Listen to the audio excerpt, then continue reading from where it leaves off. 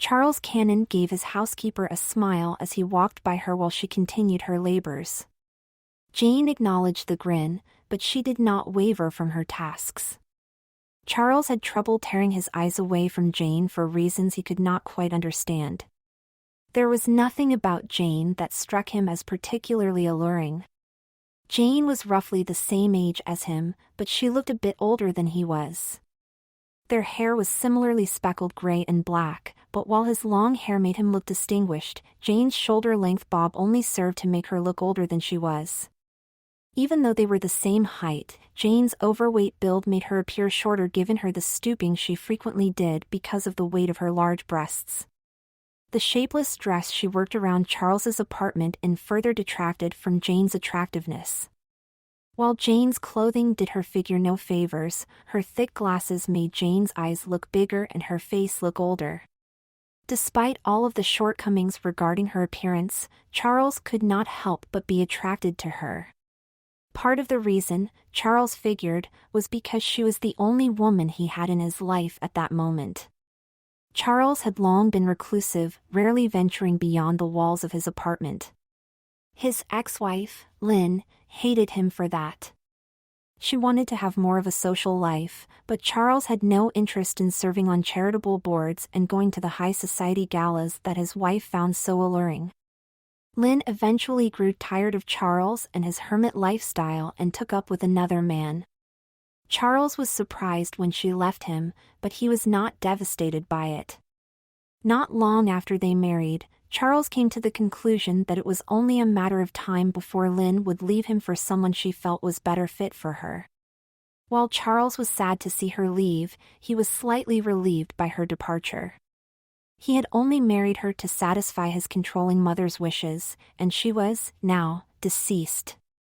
Even more, while Lynn had once struck him as the most beautiful girl he had ever seen, her appearance had waned a little, and he no longer had the same interest in her. It was not long after Lynn left him that Charles hired Jane to replace the housekeeper that Lynn had brought with her to her new lover's home.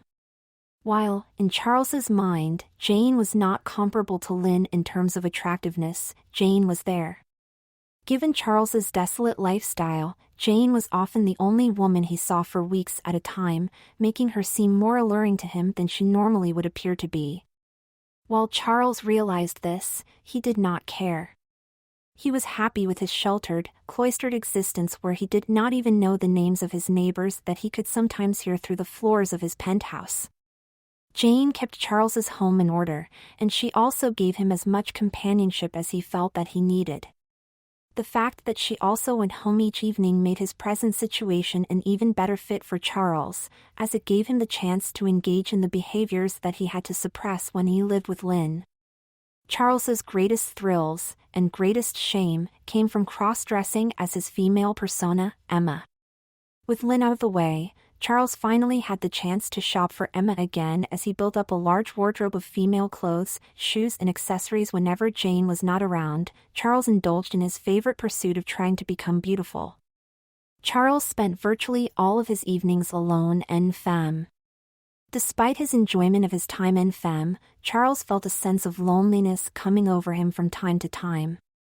Trying to counteract that, Charles began to increase Jane's hours to spend more time with her. Their relationship grew from a simple employer-employee relationship to a more cordial one over the first few weeks. Charles struggled with the relationship, however, since even though he enjoyed his time with her, the more time that Jane spent at his apartment, the less time he had to enjoy as Emma. Feeling ashamed about his dilemma, Charles decided to try to maximize his time with Jane. He took to following her around the home and helping her clean his penthouse, frequently, to her amusement. The first time Jane called him her little helper, Charles was surprised by how excited it made him. He kept working beside Jane and enjoyed the opportunity to spend time in close proximity to her. Charles leered at her while he worked beside Jane too. Jane could not help but notice his attraction to her, and it was not long before they ended up sharing a bed a few times a week when Jane finished her shift early. Each time Charles climaxed, he looked at her and felt a sense of shame. He knew that his parents would have killed him had he touched the help during their lifetime, and the thoughts they had drilled into him were deeply ingrained. Despite the shame, Charles could never stay away from Jane for long. Even though Charles knew that he could do better than her, Jane was exactly what he wanted in a woman after his vapid wife left him for a richer and more suave man. As the evening approached on one of her off days, Jane decided to pay Charles a surprise visit. She went to his building and entered through the servants' entrance before she made her way to the elevator and got into it. Once she exited the elevator on Charles's floor, Jane walked up to the door to Charles's penthouse apartment and let herself in. Noticing Charles's keys on the table by the door, Jane knew that he was home. Jane closed the door and began to make her way through the apartment to look for him as her soft-soled shoes made barely a sound on Charles's hard floors. Deciding to surprise him, Jane chose not to call out his name. As she moved towards the bedrooms, she heard Charles talking to himself in a soft voice in the master bedroom. Jane smiled as she peered through the slightly ajar door and looked at Charles as he sat before his ex-wife's vanity, putting on makeup. Jane's eyes drifted from his face and pulled back hair to the red, cap-sleeve, floral-patterned lace dress that covered his body. She followed the dress as it descended down his padded and tucked body and over the nude sheer pantyhose that were enwrapping his slender legs before the narrow mesh panel that comprised the hem of his dress ended just before his knee. Jane's eyes focused on the shape of Charles's narrow waist, which was accented by the belt of the dress. The grin on Jane's face grew wider as she saw the straps of his bra pushing at his dress as he leaned closer to the mirror and smacked his lips to check his lipstick. Charles gave himself a coy smile in the mirror before he laughed and smoothed the skirt of his dress with his hands. Jane stood there in silence while she watched Charles put on his mascara and blush. She felt that he seemed transfixed by the increasing girlishness of the person being reflected back at him in the mirror. Jane nodded to herself, noting that Charles was very skilled with makeup. Jane's silence ceased as she heard Charles say, "Hello, beautiful," to his reflection, prompting her to start laughing. Charles's head jerked in a violent motion towards Jane. As his face lost all expression, Charles fell silent. Jane collected herself and noticed Charles's unease before she said, "It's okay, baby." "Jane, it's not what it looks like." Charles began reply as he searched for some rational explanation for why he was sitting before her in cocktail dress and putting on makeup. "It's okay," Jane replied again before Charles jumped to his beige, patent leather, 4-inch high-heeled, sandal-wearing feet.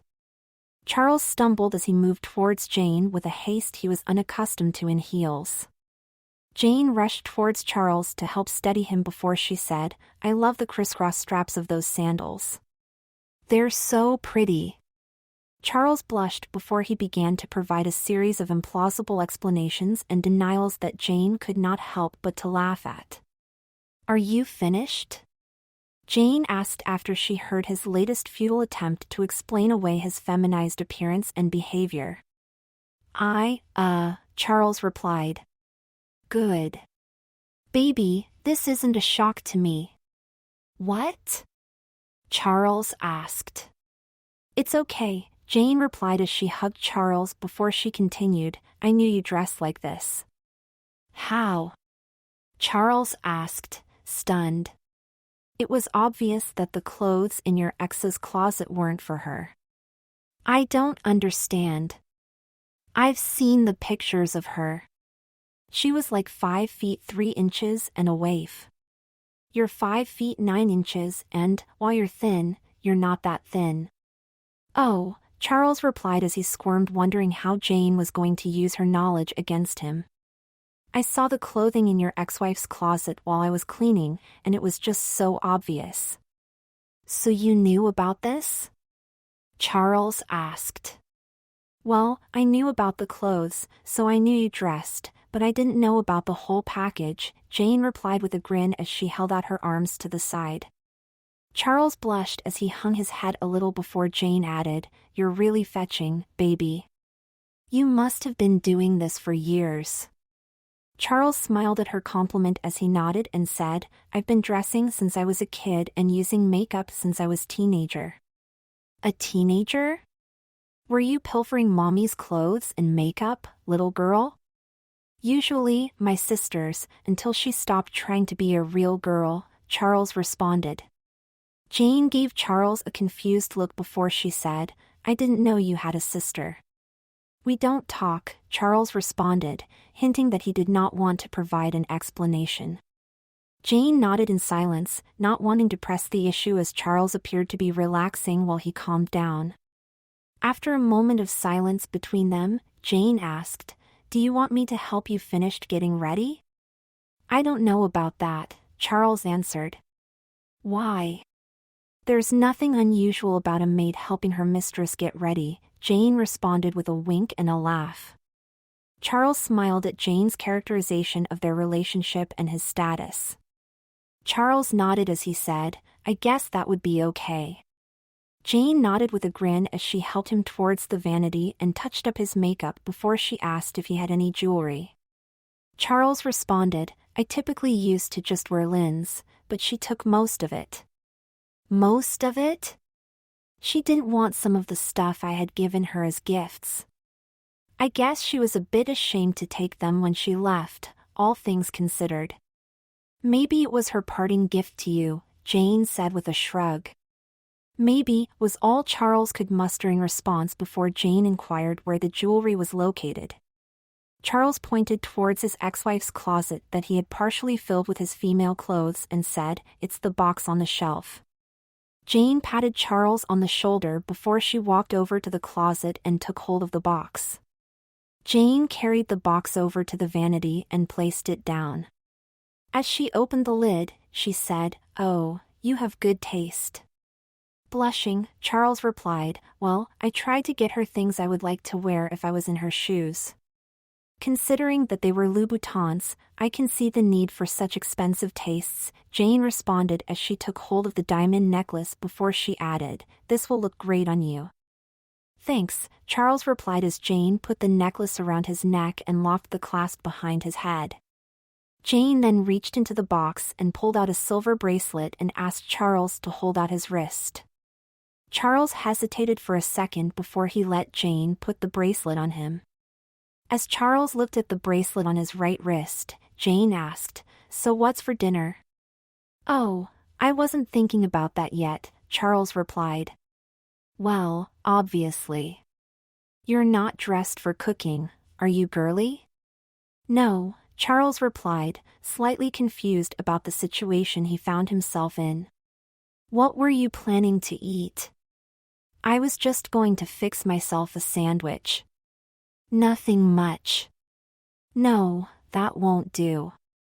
I'll make my lovely lady a nice dinner, Jane replied with a wink. Okay, Charles replied slowly, unsure if he should be doing something different. With that, Jane turned away from him and headed into the kitchen. Charles stood in his room in silence for a few moments while he heard Jane pulling things out of the kitchen cabinets. Charles stared at his closet and wondered if he should shower and change into his male clothing before approaching Jane. He knew, however, that there was nothing he could do that would make Jane change her mind regarding what she had seen in his bedroom. Consequently, Charles decided to go see what she was doing as he remained dressed in his feminine finery. The sound of his heels clicking on the floor beneath him made him a bit sick to his stomach, as he knew that the sound was announcing to Jane that he was coming. Jane turned towards Charles as she heard him entering the kitchen. What are you cooking? Charles asked. Sensing his nervousness, Jane smiled as she responded, A nice chicken dish. I wanted to keep it light, since I know you must be watching your figure to look that good in a dress. Charles blushed at Jane's praise before he wondered if it was somewhat mocking his masculinity, even though he had gone to great lengths to cover it up that evening. Scratching the back of his neck, Charles met her eyes for a second as he said, Maybe I should get changed. Nonsense, you look great. No. I think I should. What's the point? I've already seen you. You didn't go through all that trouble making yourself look so pretty just to take it off right away, did you? No. That's what I thought. Now, If you want to make yourself useful, you can hand me that frying pan. Charles grinned while he nodded and took hold of the pan. As he handed it to her, Jane smiled and said, "Good to see you're not just a pretty face." Blushing at her compliment, Charles shook his head before Jane told him how she was preparing the dinner she was cooking for them. Charles listened and helped her as she cooked it. When she finished, Charles helped Jane set the table before they sat down together. Charles stared across the table at Jane while she served them both, almost not believing what was happening. He knew that his former wife would never have tolerated him sitting at the table with the help, and that she never would have permitted him to wear a dress to dinner. Jane smirked as she sat down after serving him and said, "Aren't we the sight? A lady and her maid sharing a meal at the same table." "My mother would not have approved," Charles responded honestly with a smirk. "That's what a good mother does, though, babe. She keeps her little girl away from bad influences." "Bad influences?" "You know, bad boys, or in my case, bad girls." "What makes you so bad?" Charles asked with a grin. "I don't care much for societal conventions," Jane replied before she leaned over the table to clasp Charles's head and kiss him deeply. Charles's head jerked back as Jane released him, sat back down and took a bite of her food. As she chewed, Jane gave Charles a wink while his manhood strained within its comfortable nylon confines. Charles was surprised by Jane's directness. She seemed so different from the girl that had once been so meek around him before she had grown comfortable with him as a man. Now that he was in a dress, Charles realized that Jane had discarded whatever notions she may have had that he was something superior to her. "So did your mom tell you to stay away from the bad girls?" Jane asked with another wink. Charles blushed as he nodded his head, feeling, for the first time, that Jane was too good for him. "What do you think of the meal, babe?" "It's great." "Thanks. Oh, you know what? I'm sorry, miss, I didn't catch your name." Jane exclaimed with a laugh and a smile. Charles twisted in his seat for a moment before he responded, "Emma." Jane laughed while she said, "Well, thank you, Emma." "You're welcome," Charles replied with a grin as he blushed and took another bite. "Thanks. It's always so nice when such an elegant lady gives you a compliment like that."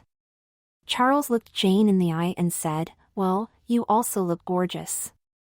"Coming from a lady that struck me as so stunning when I first caught a glimpse of her tonight, that's an awfully big compliment," Jane answered. "Thanks, I was always afraid that I was a lady of ill repute," Charles responded with a smirk. Knowing that Charles was referring to the shame he felt about his cross-dressing, Jane responded, "Well, some women do not know how to treat a lady like you." "You do though?" Charles asked. "Of course, especially when she's the lady of the manor instead of the master." Charles blushed at her comment, which reminded him of his proper place within the penthouse. Charles was embarrassed as he looked down at his dress and the nylons that covered his legs. Jane noticed his unease and slipped off her shoe. She forced her leg further under the table and began to stroke Charles's nylon-encased leg with her foot. Charles's member immediately stirred as his eyes shot up to meet Jane's loving gaze. "How do you feel?" Jane asked. A bit confused, Charles kept silent as Jane kept stroking his leg, making him feel even more excited as he stared into her eyes. "Do you want to know how I feel?" Jane asked. Charles nodded in silence. "I feel so good knowing that I'm sitting across from this beautiful, fragile woman." "Fragile?" Charles asked, feeling a bit nervous. "Yes, you're a very delicate woman." "I am?" Charles asked as his members strained beneath him as he heard Jane refer to him as being the kind of woman he had dreamed of becoming since he was a child. "Isn't that what you want to be?" Charles blushed as he shook his head, prompting Jane to ask, then, "What kind of lady do you want to be?" "I want to a lady like you," Charles replied as felt in awe of the power that Jane seemed to be wielding through the use of her feminine wiles. Like me? Jane responded with a laugh before she continued, "Oh, a lady like you never wants to be a lady like me, Miss Emma." "But I do." "Do you?" Jane asked with a grin. "Yes, totally," Charles responded as Jane increased the frequency of the strokes of his leg, even while she made each stroke longer. Pointing towards the bedroom area, Jane said, "Then why don't you show me just how you would want to be treated if you were in my shoes?" Charles's eyes widened as Jane stood up and held out her hand. Charles got to his heeled feet and hurried slightly behind her while they headed for his bedroom. The next morning, Jane awoke early and drew the curtains back in Charles's bedroom. Charles groaned as the early morning light bathed down upon his face while he struggled to open his eyes and block the sun with his hand. "What the hell?" Charles murmured. "Up and at them, Emma." "What's going on?" "Emma, yesterday you said that you want to be a lady like me, so we're going to spend the whole day together so I can give you the experience." "But Charles began to respond, cutting himself off, not wanting to let her know that he did not think that he meant what he had actually told her. "I have to admit, I was taken aback by it at first, Emma, but then I realized it was right up your alley." "Why's that?" "You clearly like embracing the topsy-turvy in life, wanting to be the lady instead of the man. I shouldn't have been so dismissive when you said you wanted to be a maid instead of the master." "I never said that," Charles replied, truthfully. "You implied it," Jane retorted. Charles shrugged before he responded, "I just said I wanted to be like you." "Yes, and that's a maid," Jane rejoined. "I like to think of you as a little more than that. And I thank you for that, but that's not the way everyone else sees me." "What about you?" "It's hard not to see yourself the way everyone else does, provided you're not delusional." "I don't think you give yourself enough credit." "I think you're just trying to weasel out of it," Jane rejoined with a smirk. "I suppose. I really think it would be good for you." "Why?" "It would give you a day of seeing things from my perspective. You've already gone this far, going from the master to the lady. Trust me, it's a much shorter leap from the lady to the maid." Fearing Jane's reaction if he refused her, Charles forced a smile to his face as he replied, "What the hell? It's worth a shot." Jane beamed in response while she helped Charles get out of bed. She then stripped him naked before she helped him redress in a pair of high denier, black tights and a cheap floral print dress that came to a rest over his forms and shapewear. Charles gave his reflection in the bedroom's dressing mirror a wary look since the dress was hardly the sort of elegant feminine garment he was used to wearing while en femme. Jane smacked Charles's arm, breaking his concentration before she chided, "Stop dawdling, girl, your mistress won't stand for it." "My mistress?" Charles asked. "Yes, she who shall remain nameless," Jane responded with a laugh. Charles wondered who Jane was referring to, but he concluded that she was likely telling him to pretend that he was working in the service of someone like his ex-wife, who had been condescending to maids and women who found themselves in the position that Charles was taking up for the day. "Now, let's make you pretty," Jane said with a grin as she reached for Charles's makeup. Charles moved slowly towards his vanity, where Jane began to remove his makeup from the bag. She took hold of his lipstick and decided to give him an understated look, starting with pale pink lipstick on his lips before she added black eyeliner around his eyes. "Does a maid need mascara?" Jane said as she stared down at Charles's face with her mind clearly in thought. Charles realized that Jane was talking to herself and did not offer his opinion. However, he had never passed up an opportunity to wear mascara before. To Jane's noticeable delight, Charles squealed as she pulled the applicator out of the container before she gently curled his eyelashes with it. Jane nodded while she smiled at his face and said, "Now, that's a pretty maid." "Pretty?" I don't know about that, Charles replied as he turned towards the mirror and saw how his padded-out body looked beneath the cheap worn dress he was wearing. Jane followed his eyes and noted, "It's your face I was talking about. Don't compare your dress to the one that you wore last night. That's apples and oranges, sweetie. That was the dress of a mistress, an elegant lady who squired about on the arm of some rich man like Charles Cannon." Charles blushed at Jane's comment despite knowing that was their intended effect. Jane paused to grin at his reaction before she continued, "And this dress you're wearing, now, that's not meant to convey status and class. It does, but that's not its intent. It's functional. It's for working in, not for showing off. It's the dress of a maid. Something I've known for years, and something you so eagerly told me you wanted to know too." "It's not a bad dress," Charles commented. "No. I think it's a pretty dress. I used to like wearing it when I went out before it got so worn. That's not its purpose anymore though. Can I keep it?" Charles asked, slightly embarrassed by his request to keep such a dingy dress when he had a closet full of dresses fashioned by some of the finest designers in the world. "I was just planning on lending it to you," Jane answered before she grinned and added, "but I suppose a deal can be made." "I don't have any work dresses," Charles responded. "Don't worry. I could always drop one of my older dresses down the ladder into the work pile. I would just have to replace that dress. You don't mind if I take one of yours, do you? What are you going to do with it?" Charles asked. "I was thinking about wearing it," Jane answered as she walked towards his closet full of dresses. "Now?" "No.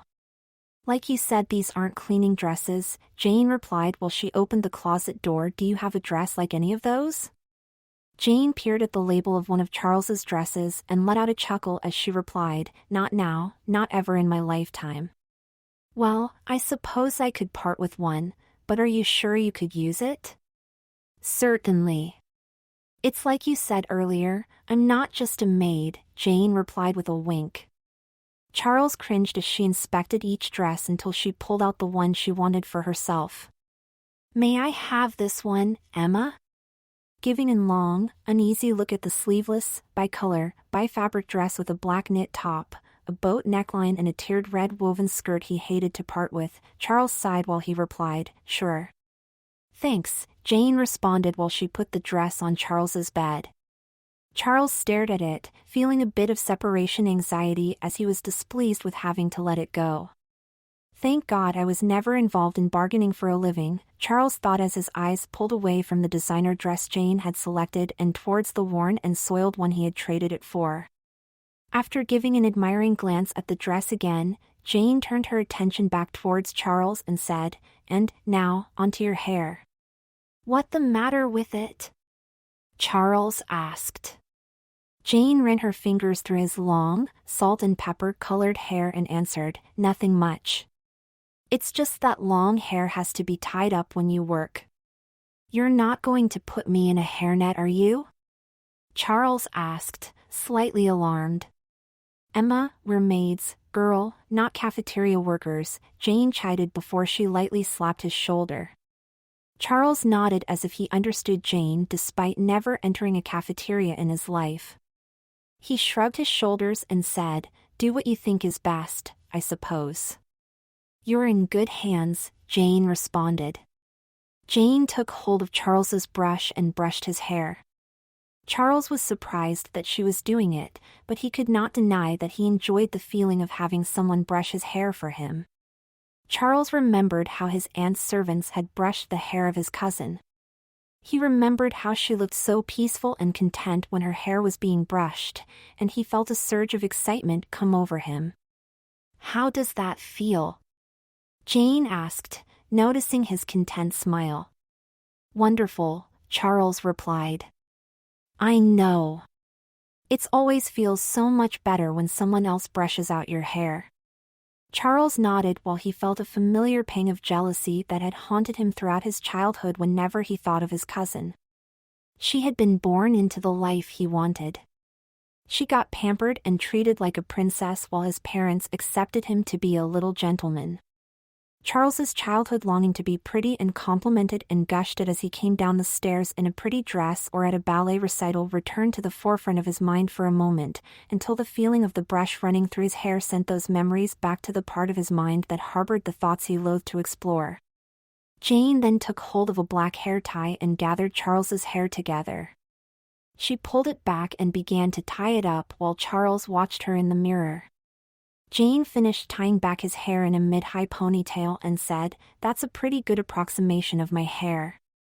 "Well, as best I can at least, given your length." Charles gazed at his hair and nodded in agreement. He clutched at his ponytail and realized that his hair coloring was virtually identical to Jane's. It was only Jane's shoulder-length bob cut that made their hair distinguishable. "Now, let's just finish off the outfit," Jane said with a grin while she scurried about the room and took hold of a gray apron. She put the strap over Charles's head before she told him to stand up. Jane then tied the bib straps behind Charles's back in a big bow over the back of his dress, while Charles offered no resistance. He stared down at the apron and wondered how he had gotten himself into such a situation. Jane stepped away from Charles and said, "Now, that's really more like me. Don't you agree?" "I really don't think of you as."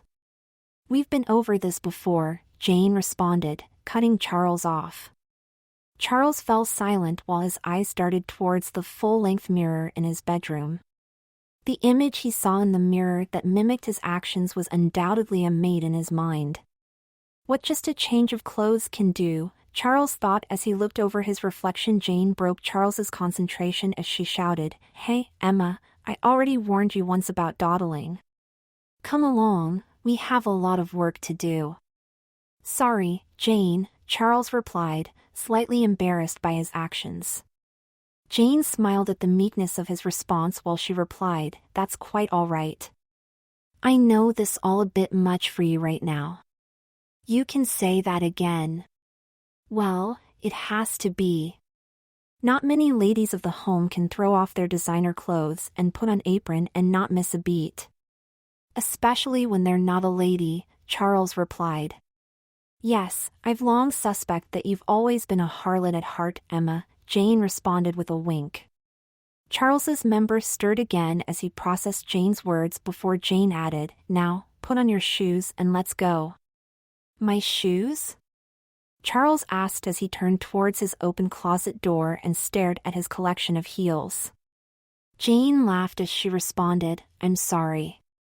I didn't give you your shoes. You can't work in any of those. Those beauties are for girls trying to get fucked, not get a job done. I've got a nice pair of shoes for girls like us that will work." "I'm like you, now?" Charles asked. "Just as you wished," Jane responded as she slapped his arm and reached into her oversized purse and pulled out a pair of black flats adorned solely with a cross strap for decoration. Charles stared at the wide-width, oil-resistant flats for a moment and asked, "Do you think my feet will fit in them?" "I have no doubt. I only put these on when my big old feet really swell," Jane replied. Charles stared down at Jane's pudgy feet and wondered how much bigger they got from time to time. Jane dropped the shoes to Charles's feet and said, "Come on already. We don't have all day, Emma." Jane's words prompted Charles to hurriedly place his feet into her flats. He was surprised by how comfortably his feet slipped into Jane's cheap flats before she said, "Let's get started." "We're already behind." "Behind what?" Charles thought while he followed her out of the bedroom. Jane went into a closet and pulled out 2 buckets and said, "So what we're going to do today is focus on the floors." "Just the floors?" Charles asked. "Yes, just the floors. They could really use a thorough cleaning. I always thought you did a good job with them." "Well, I do, as much as one girl my age can for as long as I'm here." "So what are you planning to do different?" Charles inquired. Since I've got an extra set of hands at my disposal today, I figure we should do it right. And how do we do that? The way maids like us have done it for centuries, on our hands and knees. What? We're casting off the mop today, Emma. That crutch gets the job done quickly, but not done right. There's always some streaks, but that doesn't happen when you put your face to the grime and really scrub the floors. Are you serious? Charles asked, slightly mortified by the prospect of spending his whole day on the floor of his penthouse with a scrub brush and a dirty pail of water. Jane only nodded in response as she handed him a cleaning rag for the marble floors and a bucket. Charles followed her into the kitchen and helped her fill their buckets before Jane decided to start cleaning the penthouse in Charles's bedroom. Charles felt out of place as he schlepped the bucket into his bedroom behind Jane.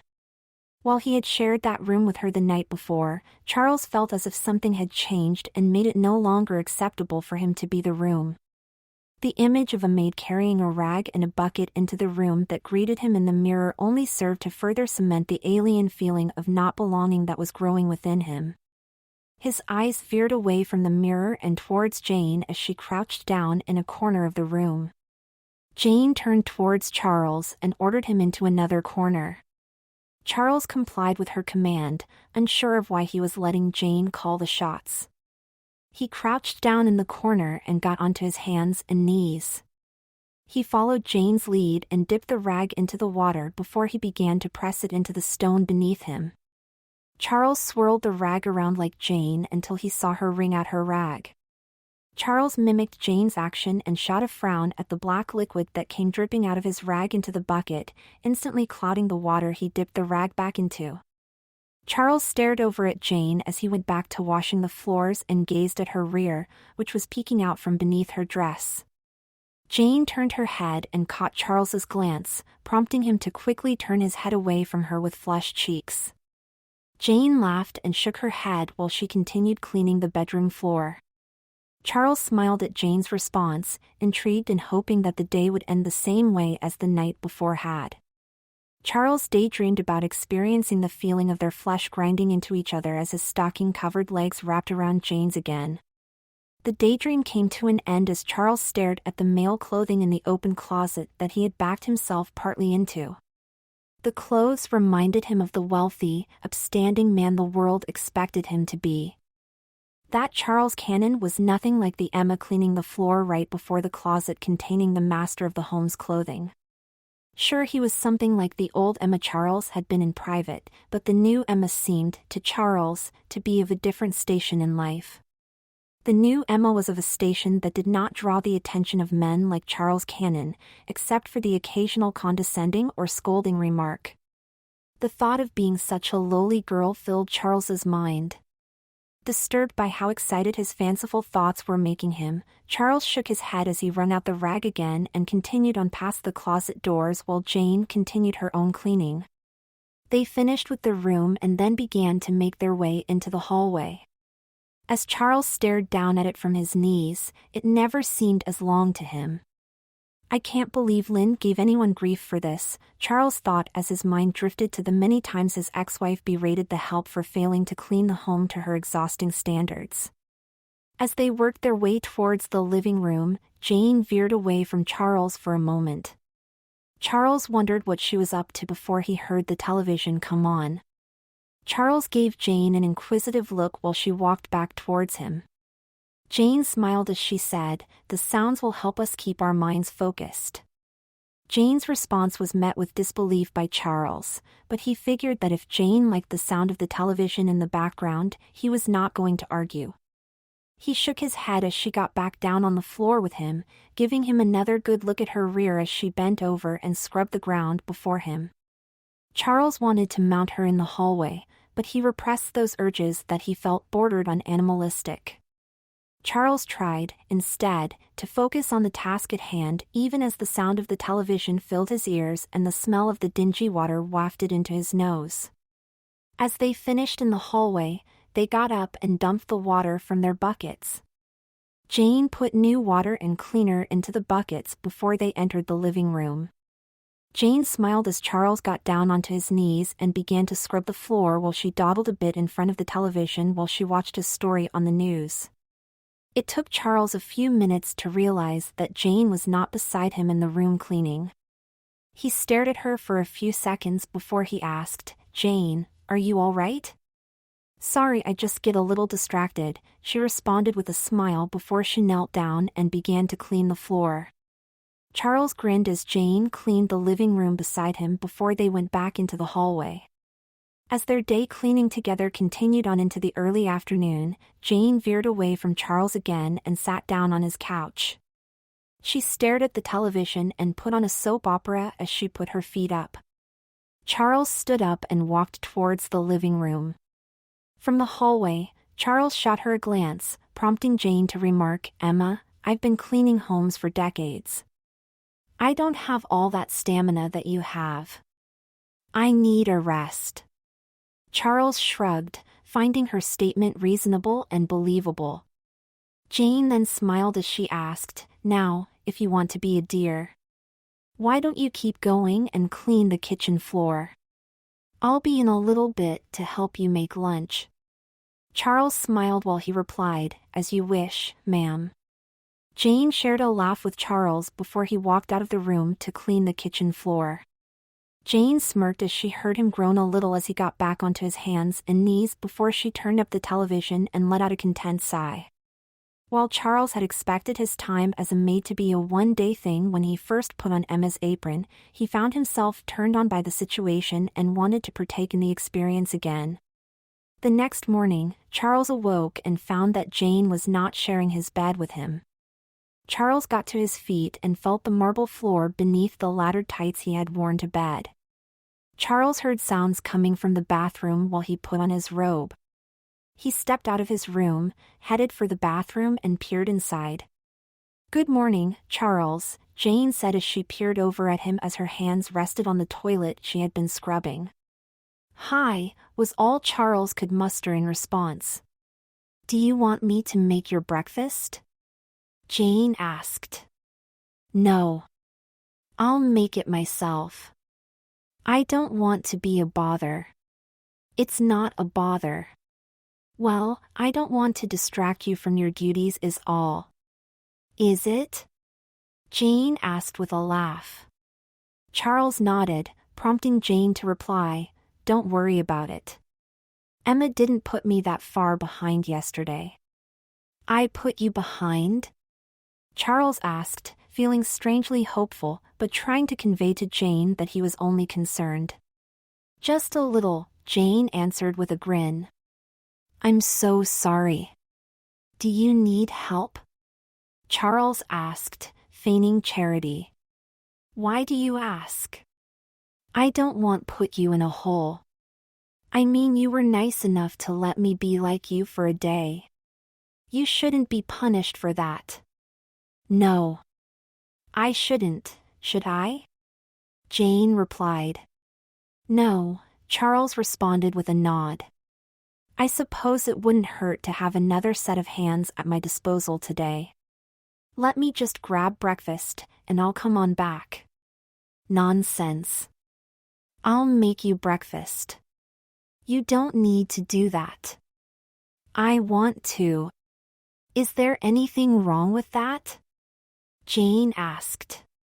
Charles searched his mind for a reason, but he could not find one despite the gnawing sense within him that there was something not right about this woman serving him. Jane smiled at his silence before she added, "Or you could make me breakfast if you like." "Really?" Charles exclaimed before he collected himself and continued, "I think that would be appropriate. After all, you were so nice to me, and I put you behind." "Sure, sure," Jane replied in a patronizing tone that was lost on Charles. "Let me just put something on." "Well, if you're going to help me, you know what you should be wearing today." Charles's member began to poke at the front of his robe as he heard Jane's response. "I'll put on the dress for you." "Oh, you're putting it on for me, is it?" Jane asked with an inquisitive look that made Charles uncomfortable until she dulled his unease with a slowly forming smile. Charles decided to lie to her in an effort to justify his feelings to himself. It is for you. How? Jane asked. I think I need more time in your shoes to understand you. You do? Yes, I'm sure. You can't learn to be you in a single day. All those little things you do, from the size to the way you wiggle your hips when you walk or shake that ass when you scrub. Wow, you seem like you've certainly been paying close attention to me, Jane replied. I can't take my eyes off of you. That's the first time I think that's ever been said to a woman like me. It can't be. Not if anyone saw what I'm seeing. Jane blushed at his comment before she replied, That's sweet. Jane then checked her watch and said, And you're putting me behind, so hurry up and put your dress on, girl. Yes, mistress, Charles replied instinctively, instantly regretting his choice of words while he scurried back to his bedroom. Charles placed his bra back on and slipped in his breast forms before he pulled at his panties and tucked his member away. Charles then slipped the dress over his head. As it came down over his face, Charles smelled the scent of his day-old perspiration, which lingered on the dress's light cotton fabric. Once he finished putting the dress on, Charles slipped his feet into Jane's plain flats and headed out of the bedroom. He walked into the kitchen where he found Jane waiting for him. So what are you going to cook, girlie? Jane asked with a smile. I was thinking eggs. Easy and appropriate for a maid. I'm all for it. Charles nodded as he began to fry the eggs for them. When he finished, he placed them on the table before he set it while Jane waited for him. Charles was surprised that she was letting him do all the work, but he was strangely excited by it. With the food on the table, Charles looked at Jane and asked what she wanted to drink. Jane responded, I'll take a coffee. Charles nodded and asked how she liked it before he scurried into the kitchen and made her a cup of coffee. Charles smiled at his feminized reflection in the microwave door as he waited for Jane's cup to brew. He felt a peculiar sense of satisfaction being at Jane's beck and call and wondered if she ever felt the same thing when he had ordered her about in the past. With her coffee made, Charles carried it back to the table together with a cup for himself. They ate together and made small talk before he cleared the table and cleaned the dishes while Jane read the morning news on Charles's Kindle. Once Charles finished cleaning up after breakfast, he came over to Jane and asked, Ready? Jane nodded before she replied, We just have to get two things squared away with first. What? Charles asked. Jane put up one finger as she hurried towards his bedroom. Charles gave her a curious look until she returned with a black hair tie and the apron he had worn the day before. Charles's member surged as Jane tied his hair up before she held out the apron and asked, Are you sure you want to do this again, Emma? I'm sure. I want to be like you, Charles responded with great haste. You want to wear my apron over my dress? Jane asked for clarification. Yes, Charles replied, blushing at the exuberance he exhibited about lowering himself to her station in life. Jane grinned as she put the apron on him again and tied it around his back, careful to let her breath linger around his neck and to make her hands caress his sides through his thin dress while she did it. Jane then placed a kiss upon his lips before she said, Now, we're ready for action. Charles nodded as Jane stroked his face before she took his hand and brought him into the bathroom. Jane pointed to the toilet she had been scrubbing and handed Charles her toilet brush. Charles knelt before it and began to scrub the toilet while Jane cleaned the vanity beside him and said, We make quite the team, don't we?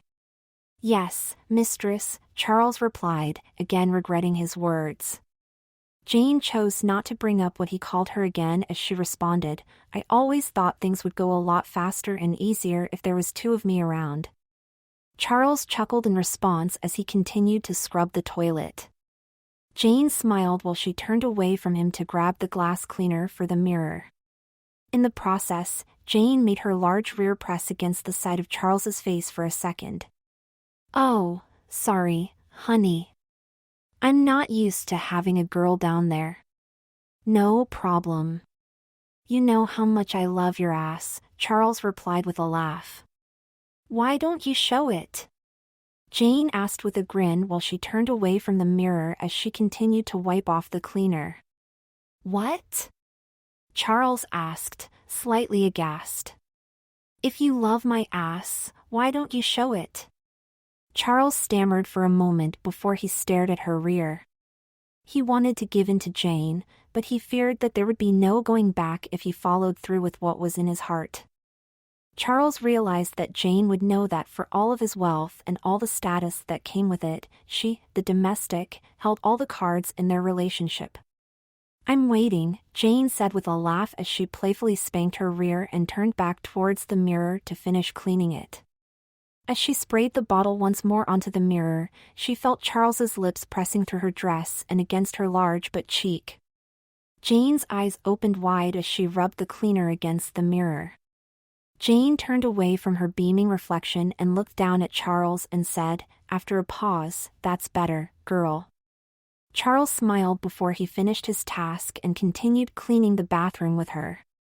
As they exited the bathroom together, Jane placed her arms around Charles and hugged him closely as she said, "You did a really good job in there." "I did?"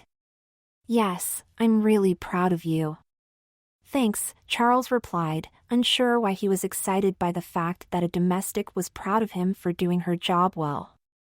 He had rarely gotten such praise from anyone and was not used to it, but it made him feel good about himself for a moment. As the rest of the morning continued, they kept cleaning side by side, with Jane never missing a chance to give him an errant touch, praise or a fleeting kiss when they completed each servile task that was Jane previously expected to perform alone within Charles Cannon's penthouse. After lunch, they kept cleaning until Jane asked, "Do you still want to be me?" "More than anything," Charles replied, honestly. "Well, if you think that it'll take more than one day, I'm sure it'll take more than two."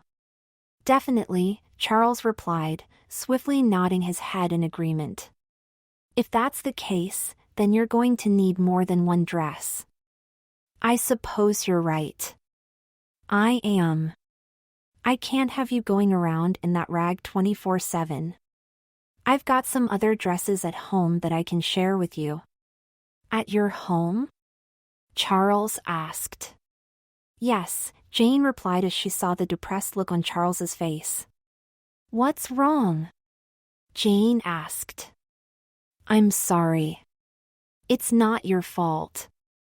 I just deluded myself into thinking that this was your home." "Is that what all that mistress stuff was about?"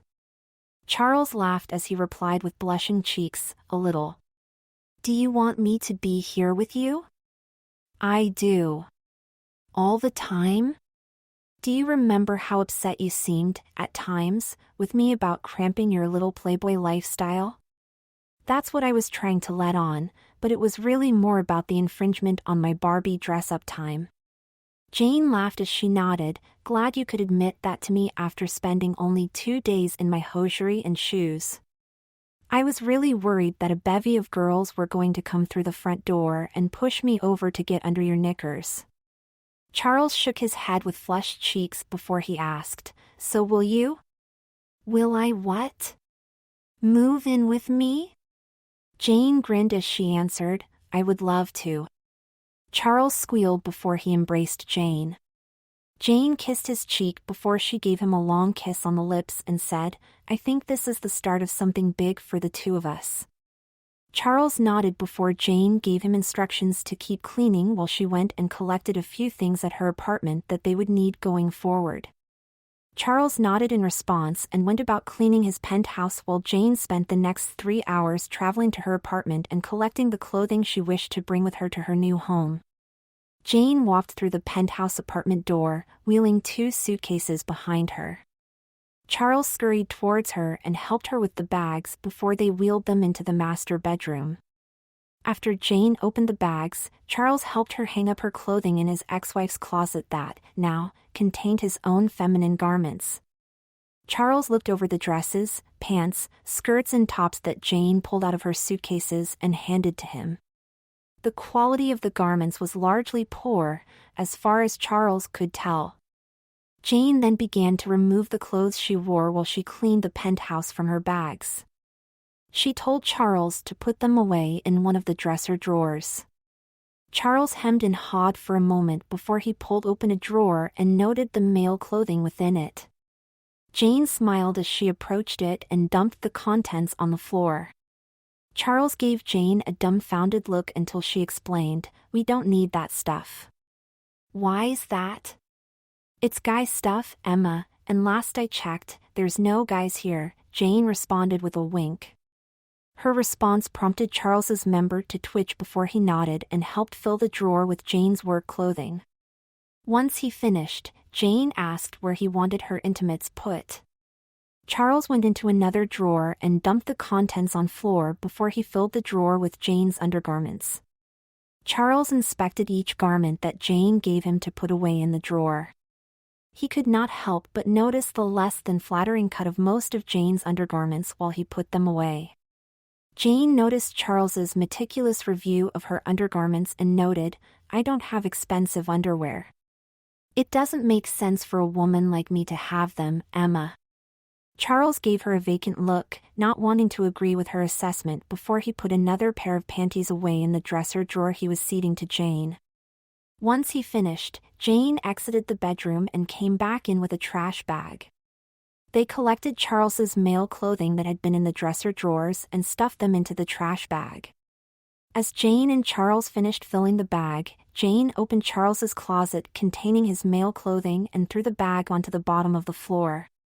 She smiled at Charles as she closed the door to the closet behind her and said, "That's enough of looking at that rubbish." Charles nodded in agreement before Jane led him out of the room. Once they finished cleaning the apartment, Jane asked, "So, Emma, do you want to go out and celebrate our new arrangement?" "Where were you thinking?" Jane gave Charles the name of a restaurant he did not know, prompting him to ask, "Where is that?" "It's a nice, cheap little Italian place over on 48th Street." Charles nodded and said he would be happy to take her. Jane clapped her hands and said, "Great. I suspect that this will be Emma's first night out, right?" Charles's face lost all expression as he looked at her and asked, "You want me to go out like this?" "No, I expect you to put on something clean, young lady," Jane playfully chided as she ran her fingers down his back. I can't do that." "Why not, baby?" Jane asked as she ran her fingers down his side. "It's too dangerous. I thought you liked bad girls." "Emma, bad girls are dangerous." "Don't you want to be a bad girl?" Jane asked as she put her face right up to his before she pressed her lips against his neck. "This isn't my kind of danger," Charles replied with a moan. Jane gave him a sad look before she kissed his cheek and said, "I think it would better for both of us if you went en femme." "Maybe for you." "No, it's definitely for you," Jane countered. "What will people think?" "Since when have you cared what people think? You've avoided them and shut them all out long enough. People are going to look at me and think I'm some sort of a freak." "What make you so sure?" "Just look at me," Charles exclaimed as he pointed to his padded-out body. "Okay. What am I looking for?" "What do you see?" "Just a pretty girl," Jane said with a smile. Charles laughed slightly as he shook his head and responded, "I'm a freak." "In bed, maybe," Jane retorted. "You don't understand what it's like to be a freak." "And you do?" Jane exclaimed with a laugh. "I've seen it up close and personal." "And how'd it go for you?" I don't want to talk about it," Charles replied as he tried to suppress the memory. Jane gave Charles an inquisitive look before she said, "Come and look in the mirror." Charles hesitated to follow her, but as Jane pulled at his arm, he went along with her. "Do you see what I'm seeing?" Jane asked as she pointed at the mirror and stared into Charles's eyes. "I guess," Charles replied. "And what do you see?" "The two of us," Charles replied, being intentionally vague. Jane grinned as she asked, "Why don't you describe us?" Charles stared into the mirror and gazed at his reflection. He looked over his tied-back hair and the soiled dress that was covered by an apron. The cheap flat shoes on his feet further drove him to answer, "I see a maid." "Thanks," Jane replied, slightly peeved. "I didn't mean you," Charles hastily added. A smile came across Jane's face as she responded, "Well, there are two maids in the mirror." Charles nodded, prompting Jane to add, "And maids are girls. Aren't they?" "In most people's minds," Charles replied. "Do you see a male maid in that mirror?" "You mean a sissy?" Charles retorted. "No. I most certainly do not. Sissies don't look as good as you do. They go over the top, like they're Madonna or Lady Gaga or something. You, on the other hand, look real." "Real?" "Yes, like a real woman that was just waiting to be freed from that shell of a man." Charles blushed before Jane added, "You know I'm right, Emma? You know that nobody will give you a second look when you're walking down the street beside me. Some men might even think you're pretty, but there's no easy tell here." "I don't know about that." Sensing a chance to play on his vanity, Jane pressed, "Come on. You know how good you are at this. You've got decades of experience in those delicate little fingers. Look at what you made of that man you had to work with. There are a lot of girls out there that would kill to look as good as you, myself included, darling." "I'd rather look like you," Charles replied out of sense of fear that his feminine guise was not as good as he tried to make it or as Jane was trying to confirm that it was. "You'd be the only one," Jane retorted. "Are you sure I could pass?" Charles asked. A smile came across Jane's face while she replied, "I'm positive," before she placed a kiss upon his lips. "But what about the restaurant? Won't people get a good look at me?" "Oh, I'm taking you somewhere with some dank lighting, baby. It sets a nice mood, and by the time we get going, it's going to be dusk. Trust me, there's not going to be enough light for a close examination to take place." "I guess that now is as good as any time to give it a try," Charles conceded. "Good, then go shower and get ready for our big night out." "I know you don't get too many of those," Jane replied before she gave his rear a playful smack, causing Charles to jump slightly. Charles nodded in silence as Jane turned and left the room. Charles then walked towards the bathroom and pushed his way through the door before he locked it behind him. Charles shook his head as he stepped into the shower, bemoaning the fact that he had let Jane convince him to go out with her that night en femme. After washing his body and making sure that it was completely shaven, Charles stepped out of the bathtub. When he finished drying himself off, Charles wrapped a towel around his waist and went into his bedroom. As he entered the room, Charles headed for the closet containing his female clothing and Jane's. Drawing the closet doors open, Charles peered inside at his dresses and wondered which one he should wear to the establishment that Jane had described to him. Charles decided that it should be one of his cheaper dresses. He looked through his dresses and further settled on wearing one that also had long sleeves, in order to help conceal that his upper arms were larger than most girls' size. Charles smiled as he took hold of the light gold-colored dress and pulled it from the closet. After Charles placed the dress on his bed, he put on his shapewear and a pair of nude pantyhose before he took hold of the dress again. As Charles put the dress with all-over beading and a boat neckline on, he realized how much more expensive his least expensive dress had to be than anything that Jane was going to wear out to dinner that night. That fact made Charles uncomfortable as he slipped his feet into a pair of nude-colored wedges to pair with his dress. Charles then zipped the dress up and pulled at its above-the-knee hem before he walked out of his bedroom. Jane greeted him in the hallway, dressed in a pair of 2-inch heel black shoes with a rounded toe and a pleated, black tank dress that was held close to her thick waist with a belt. Jane smiled as she said, "That's a lovely color on you." "Thanks, I love that dress," Charles replied. "This old thing." "Yes, It's so pretty. Maybe I'll let you wear it one day, Jane replied with a wink. Turned on by the wink, Charles nodded even as he thought that he would never be heavy enough for the dress to fit him. Are you ready to go? Jane then asked. Charles shrugged, prompting Jane to beckon him to follow her out the door. Charles felt nervous as he slowly walked towards her and towards the door that had long kept secret what Jane was planning to make him show countless strangers that evening. Charles followed Jane out the door before she closed it behind them. Charles sensed the churning feeling within his stomach as he walked through the short hallway while Jane pressed the button for the elevator. Did you call the car service? Charles asked. Jane laughed while she answered, I've never called a car service in my life, and I don't intend to start doing so tonight. How are we going to get there? Well, we can take the bus or we can hail a cab, like everyone else in the world that doesn't have a car. I can't take a bus. A cab it is then, Jane responded. Charles nodded as he crossed his arms and put his head down before he entered the elevator beside Jane. Jane pressed the button for the ground floor, and Charles felt a sense of relief that he had gone to such great lengths to never see his neighbors in the building while the elevator continued its descent. Charles stepped out of the elevator and into the lobby and saw the doorman, one of the only people in the building he recognized. Charles put his head down as he walked towards the door, using Jane as a buffer between himself and the doorman.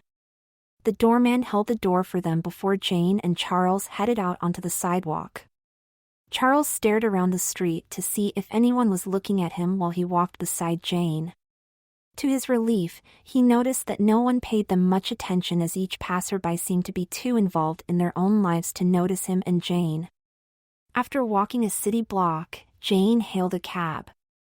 Charles was a bit reluctant to enter it, but Jane gently pushed him into the back seat before she stepped into the vehicle. Jane gave the cabbie the address of the restaurant as Charles slumped down in his seat, hoping that the man did not get a good look at him. The cabbie said nothing about Charles's appearance before he began to pull the vehicle away from the curb. Charles and Jane made small talk while the cabbie spoke on his Bluetooth. As the cabbie made a sharp turn and let out a string of, what seemed to Charles to be, profanities in his heavy accent, Charles clutched Jane's arm. Jane laughed at Charles and said, "This isn't out the norm." "For who?" Charles asked before the cabbie sped up to cut off another motorist while letting out another string of loud shouts in a language Charles did not understand.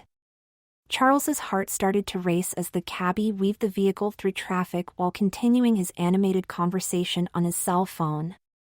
Charles shook his head as he feared for his life and wondered if his death would make the papers. Jane noticed his unease as she put her arm around him and said, "It'll be all right." Charles looked at her for a moment before he whispered, "Maybe for you, but I'm the one the papers will write about. I can just see it now on the tabloids and the social papers. Charles Cannon, the reclusive ex-husband of Lynn Smart, dies in drag. I'm sure they'll work in some sort of flaming reference in there too if he makes this thing into some sort of a fireball." Jane laughed before she hugged him and said, "Don't worry, I've been in worse cabs than this one." "We're taking a car service back," Charles retorted. Soon thereafter, the cabbie double parked before the restaurant. Charles fumbled with his purse before he took out his money and paid the cabbie his fare with the tip Jane recommended.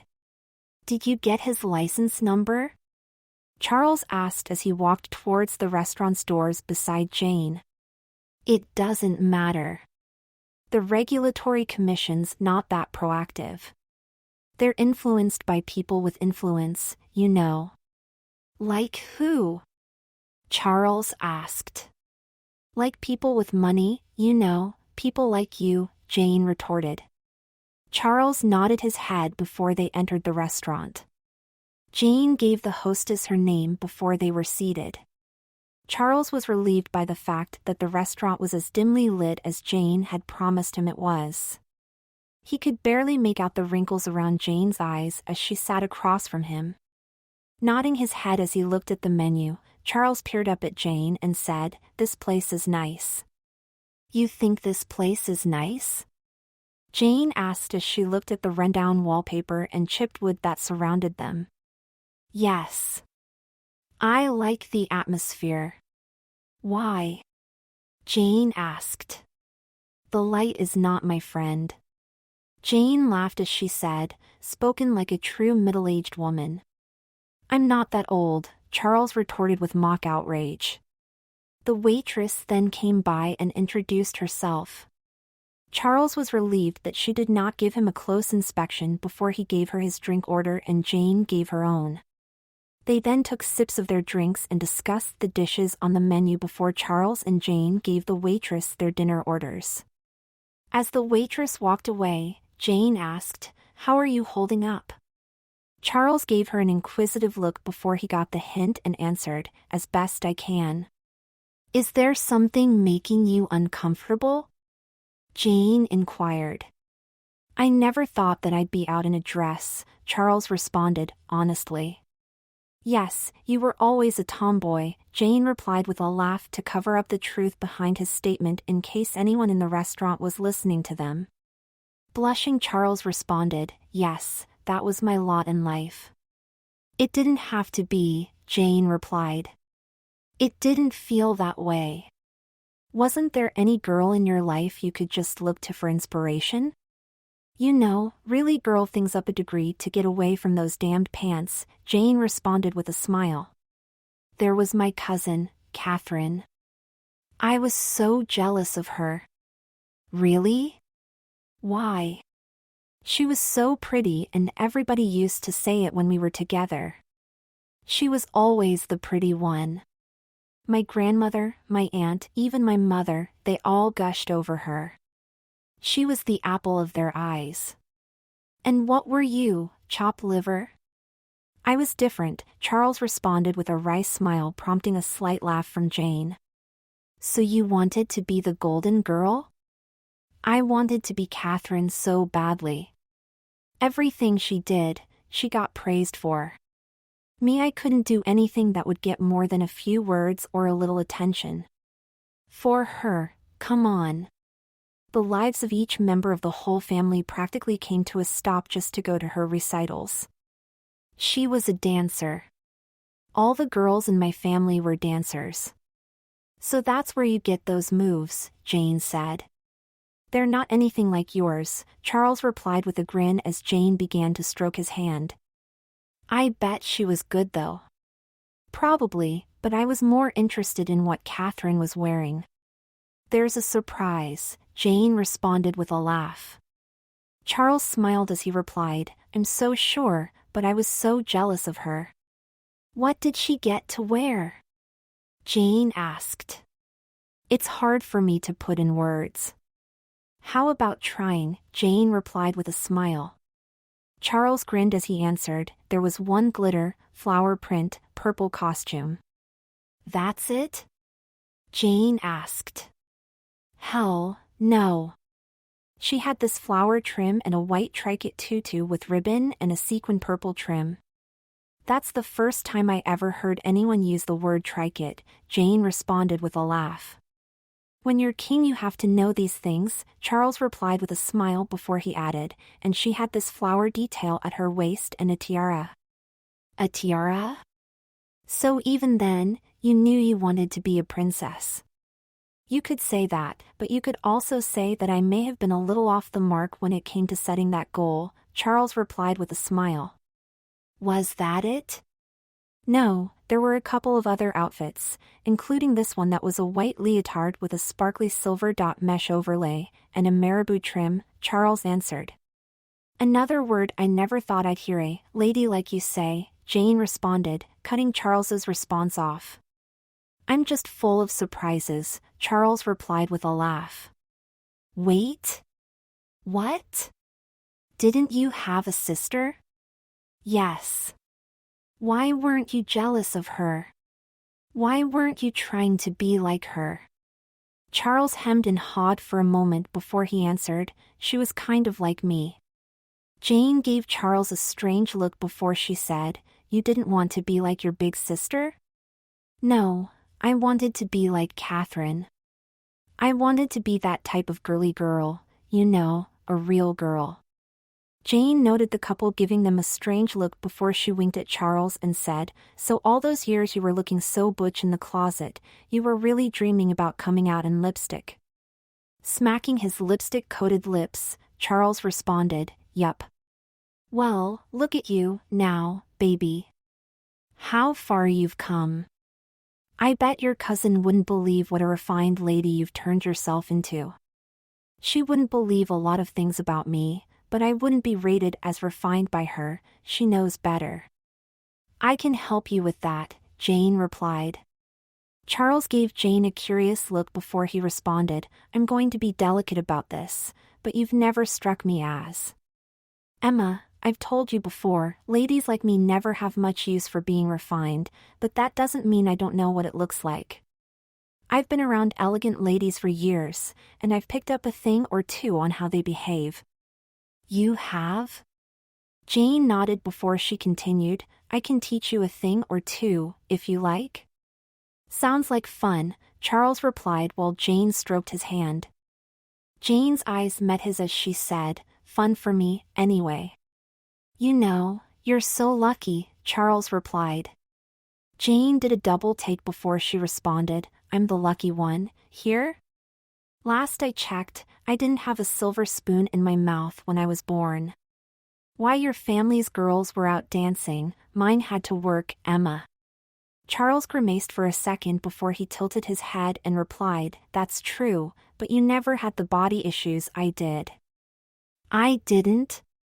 Jane replied with a laugh, "Have you looked at the two of us? Which one do you think everyone here thinks is the lipstick lesbian? And that's true even though I've been wearing a dress in public for years, but everyone thinks that you've got it down better in a day. Let's not go overboard." "I'm not going overboard, little girl, look at me. I've been heavy most of my life." "No, you look good," Charles replied, carefully stroking her hands and regretting his words again. "You don't have my body issues, Emma. That's why you ordered that high-calorie pasta and I'm stuck ordering a salad. You can get something else. It's no big deal." "No. I can't. You don't get what it's like to have to control your weight." Charles hung his head for a moment before he apologized for his remarks. Jane patted his hand as she accepted his apology while their food was placed upon the table. As they ate and made more small talk, Charles felt bold enough to say, "If you really want to lose weight, I can help you." "How's that?" Jane asked as she pulled her eyes away from her salad. "I've got a personal trainer I can hook you up with." "You've got a personal trainer?" Jane asked incredulously. "Well, my ex-wife got him for me. I don't really use him, but Lynn said he was good." "And you're going to hook me up with him?" Jane asked with a grin. A poor choice of words, but yes, I can get you some time with him to help you get started on a good weight loss regimen. "And what about you?" "I'm going to be spending a lot more time cleaning. I've got to put in a lot more hours to really learn what it's like to be in your shoes, don't I?" Charles replied with a fleeting smile. Jane smirked at him as she said with a laugh, "And skipping the gym is a good step too. I suppose it wouldn't hurt to fatten you up a little." "Why? Are you planning to make a meal of me?" Charles asked with a nervous laugh. "You're already on my menu," Jane replied with a wink. The next morning, Charles arose and put on one of Jane's dresses over a pair of cheap hosiery that Jane had seemingly passed down to him. He slipped on her plain flats and walked into the kitchen. Charles made breakfast for himself and began to clean the penthouse in silence before he heard Jane stirring in the master bedroom. A short while later, she greeted him before she made her way into the kitchen and made herself breakfast. Once she finished eating, Charles figured that Jane was going to help him with his cleaning. Charles nodded his head as he heard her cleaning up in the kitchen while he dusted the furniture in the living room. As Charles heard her finish tidying up in the kitchen, he turned his head towards the pass-through and waited for Jane to enter the room. Surprised by her failure to do so, Charles assumed that Jane was taking a break to get changed. Charles began to hum a tune while he took hold of the vacuum cleaner and began to clean the floor of the living room. As he vacuumed the floor, he thought back to his night with Jane. The thought of the feeling of her hands over his body as he crawled into bed beside Jane in a dress that was very similar to her own made him quiver. Charles daydreamed about the powerless feeling he felt when she pinned him beneath her large thighs while she pulled off her dress and grinded her pantyhose-covered groin against his. Charles's fantasy was broken up when he heard plodding footsteps in the other room over the sound of the vacuum cleaner. Charles turned it off and smiled once he heard Jane approaching the room. Charles's smile faded as he saw Jane dressed in a pair of black sweatpants, a t-shirt and sneakers. Charles felt that Jane hardly seemed dressed for working around the penthouse. "Where are you headed?" Charles asked. "I contacted that trainer you told me about last night, and he said he could squeeze me in this morning." "Oh," Charles replied before he looked around his home. "Unless you need me around here today," Jane responded. "No. I think I can handle it." "I'm sure you can. You really started to come along well yesterday." "I have a great teacher," Charles replied while he clutched at the ill-fitting, thin calico dress Jane was letting him wear. "And don't you forget it, you lucky little girl." Charles blushed and smiled in response before Jane grinned as she added, "I'll see you a little later, Emma." Charles nodded in silence before he watched Jane exit the penthouse and got back to his cleaning duties. "Emma, can you get me a bottle of water?" Jane called out to Charles from the living room while she rested before the television. Charles pulled his hands out of the pink rubber gloves he had put on to clean the bathroom. The scent of the gloves lingered on his hands while he turned on the sink and washed them, feeling the calluses that had been building up on his hands over the prior 3 months. He dried his hands with a towel before he pulled his short-sleeved, gray cotton dress downward to straighten it out over the black wool tights he had taken to wearing as the months grew colder. After heading into the kitchen, Charles took hold of a bottle of water and pulled it out of the refrigerator. Charles carried the bottle into the living room, where Jane was lounging with her shoes off, resting after another hard session with her personal trainer. Charles smiled while he looked over her body, which was significantly slimmer than it had been when they shared their first night together. Her morning and evening sessions with the trainer, 6 days a week, had done wonders for health and appearance. Due to her daily exercise program and the low-calorie diet the trainer recommended for her, Jane lost weight at a consistent rate. Charles frequently praised Jane's improved appearance. Jane beamed at his praise while she saw the pounds falling off her body at each daily weigh-in. Charles, however, was seeing the opposite happening with his body. He had trouble understanding why his own weight seemed to increase by the day. Sometimes it was not noticeable day to day, but Charles knew that he was gaining between 2 and 5 pounds each week. At first Charles thought little of it, but the increasingly paunchiness of his stomach became too obvious for him to ignore. He decided then to ask Jane if she had noticed anything different about him. Jane smiled while she answered, "You still look pretty as always." "I think I'm looking a little fat," Charles replied, embarrassed to be speaking the words. Jane laughed before she asked, "And why do you think you're fat?" "I tried on one of my dresses the other day." "Which one?" "The teal one." "That dress is so pretty." "Yes, but it didn't fit me right anymore." "How so?" Charles answered, "When I put it on. I had trouble getting it on in the first place, and my stomach and my ass pushed it away from my body. I thought it was going to rip." "Oh, my baby got back," Jane said with a laugh as she stared at his rear. Blushing, Charles replied, "I didn't used to." "I'm just playing with you, baby." "Big asses are the curse of us cleaners," Jane said before she stood up and slapped her significantly shrunken and more toned rear, which bore little resemblance to the one he ogled beneath the straps of an apron 3 months earlier. "Yours doesn't look that big," Charles replied. Jane smiled as she kissed and hugged him before she replied, "Thank you." "You're welcome," Charles replied, with a familiar sense of unease about the situation returning to him as Jane released him. "But is there something wrong with me?" Charles asked. "What's wrong with you? Have you seen the way you eat?" "I'm eating what you eat." "No, you're not," Jane rejoined with a laugh before she continued. "Whenever you eat one of those chicken dishes or salads that my trainer recommended for me, you cover them in condiments. You drink sodas with them, I drink water. All that little stuff adds up. I guess.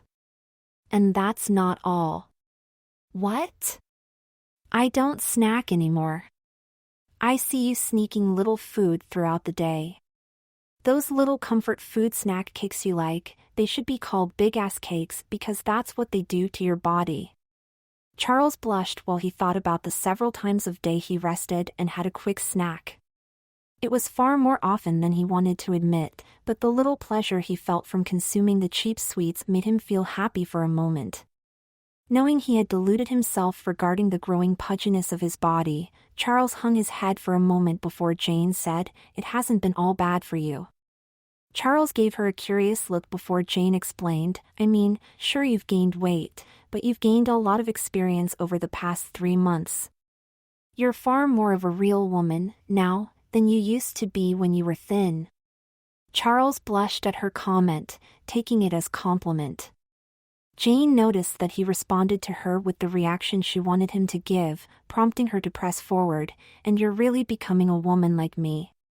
"But you're getting thinner," Charles countered. "Thanks again. I never get tired of that one, but you told me that you wanted to become a woman like me back when I was a heavy little thing, and, now, you're becoming that woman, Emma." Charles's member surged in response to Jane's comment even while he blushed, ashamed at the excitement he felt.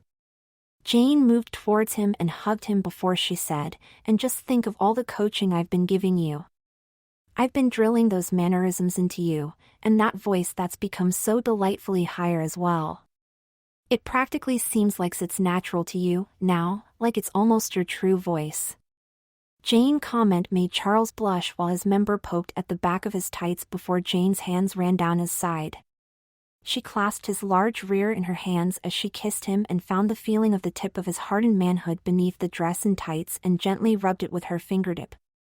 Charles's eyes opened wide before she slowly moved her hands back up to his lower back. Jane released him and said with a wink, "Now, get your big round ass into the kitchen, maid."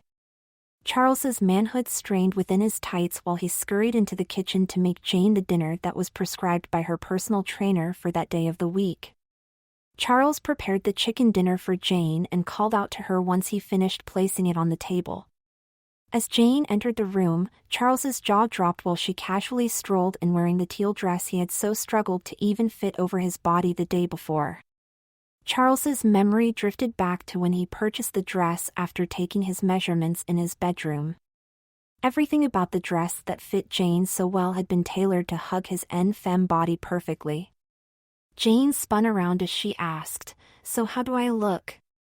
"Breathtaking," Charles replied, stunned to see how the portly cleaning woman he had invited into his home and bed, now, wore the dress he bought for himself better than he could at that moment or, likely, ever had. Part of Charles thought the dress looked more appropriate on Jane than it ever did on him too. The dress accentuated her every curve without showing the bulge at the stomach that had been present when he could not even fully pull up the rear zipper the day before. While her rear poked at the back too, it was not more than the dress could seem to handle, unlike when he tried it on the day before.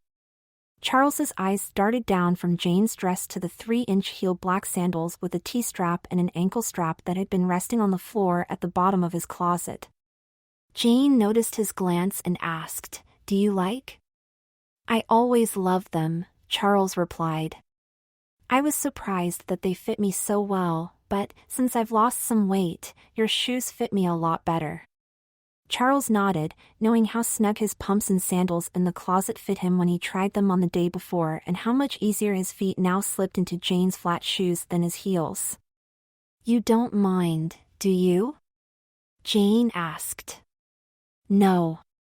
Mi casa es su casa, Charles replied, prompting Jane to laugh. Thanks, you're really making me feel like a lady, Emma. Charles nodded in response while his member throbbed between his legs before Jane added, and my old shoes just slip right off my feet when I put them on now, so consider them yours. Charles's eyes rose to meet Jane's before she sat down.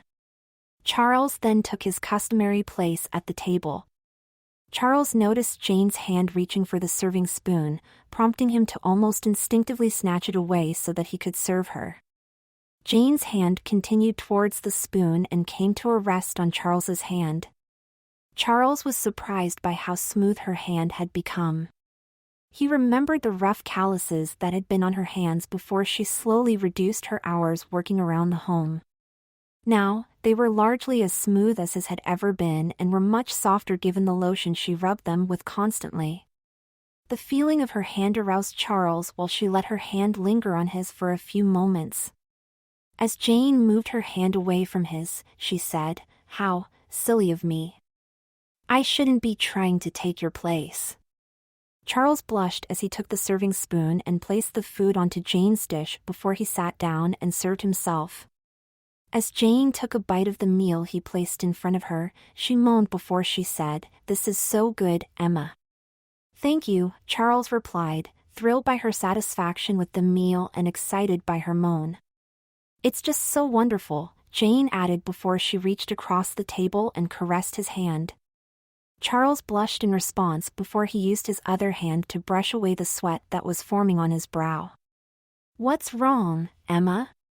Jane asked. "It's this heat." "It's only 68 in here," Jane replied. "I know, but it feels hotter when you're moving around and cooking." "I can relate."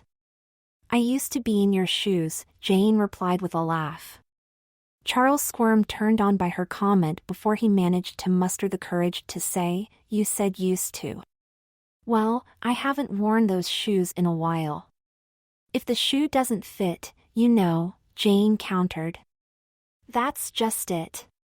When I started wearing your shoes, you were still working beside me, but it's been a few weeks since you lifted a finger around here. I've just been so tired from all the exercising I've been doing. It's hard work to look this good." "I know," Charles replied, hanging his head a little. "Don't you like me looking good for you?" Jane asked while she slipped off her shoe and ran her nylon-covered foot across his tights-covered leg. "Yes," Charles replied with a stammer, turned on by the feeling of Jane's foot brushing his leg. "You know it doesn't come easy." "Nothing seems to," Charles replied. "Would you prefer that I take time away from the gym and start cleaning again?" "Maybe," Charles replied, unsure of what he desired at that moment. "You don't know. You don't know what you want? You've been in my shoes for months, and you're still not honest with yourself." Charles blushed in response to her chiding before Jane added with a smirk, "Do you want to go back to the way it was, Charles Cannon being the master and me being his maid? Do you want Charles in charge of me?" Charles was silent for a moment before the smirk left her face when Jane forcefully asked, "Do you, girl?" Charles shook his head before Jane took another bite of her food and ran her foot up his leg again and asked, "So you like being a maid?" "Yes," Charles muttered. "I couldn't hear that, Emma." "Speak up," Jane chided before she took another bite. "Yes, I like being a maid." "And doesn't a maid work in someone else's service?" Jane asked. "Yes," Charles replied. "And whose service would you prefer to work in rather than mine?" "I don't understand," Charles answered. "If I was a maid with you, we would have to work in someone's service. We couldn't be two maids without a master or a mistress. If I'm not the lady you want to serve, then who is?" "I don't know. There are plenty of ladies in this area that would kill to have a maid as good as you. Why, I bet even Charles Cannon's ex would love to have you in her service." Charles's member surged again as he thought about his haughty ex-wife and how dismissive she had been to their maids. Jane noticed his expression while she caressed his hand and worked her foot under Charles's dress and towards his crotch. Sensing the heat from his enlarged manhood, Jane added, "It feels like that's what you really want." Charles shook his head as vigorously as he could, knowing that the embarrassment of working in his ex-wife's service would be too much for him to bear before he shouted, "No. I only want to serve you." Jane leaned back in her chair and smiled at Charles and replied, "I'm glad you could finally admit that." Charles was silent as Jane examined his flushed cheeks. She crossed her arms before she inquired, "So you like serving me?" Despite his embarrassment with his admission, Charles nodded in response. "Good. So, I'm your lady?" Jane asked. Charles nodded again in response, prompting Jane to add, "I need to hear it from you." "You're my lady," Charles replied before Jane lowered her foot and began to rub it along Charles's leg to further enhance his arousal before she ordered him to stand up. Charles complied with her order before Jane told him to come over to her. Charles walked around the table. Jane then got to her feet and forced her tongue into his mouth.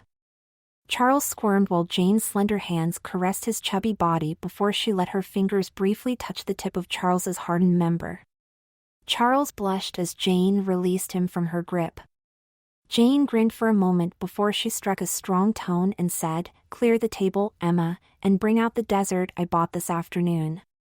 "Yes, Jane," Charles replied, prompting Jane to reply, "It's yes, madam or mistress, now, Emma."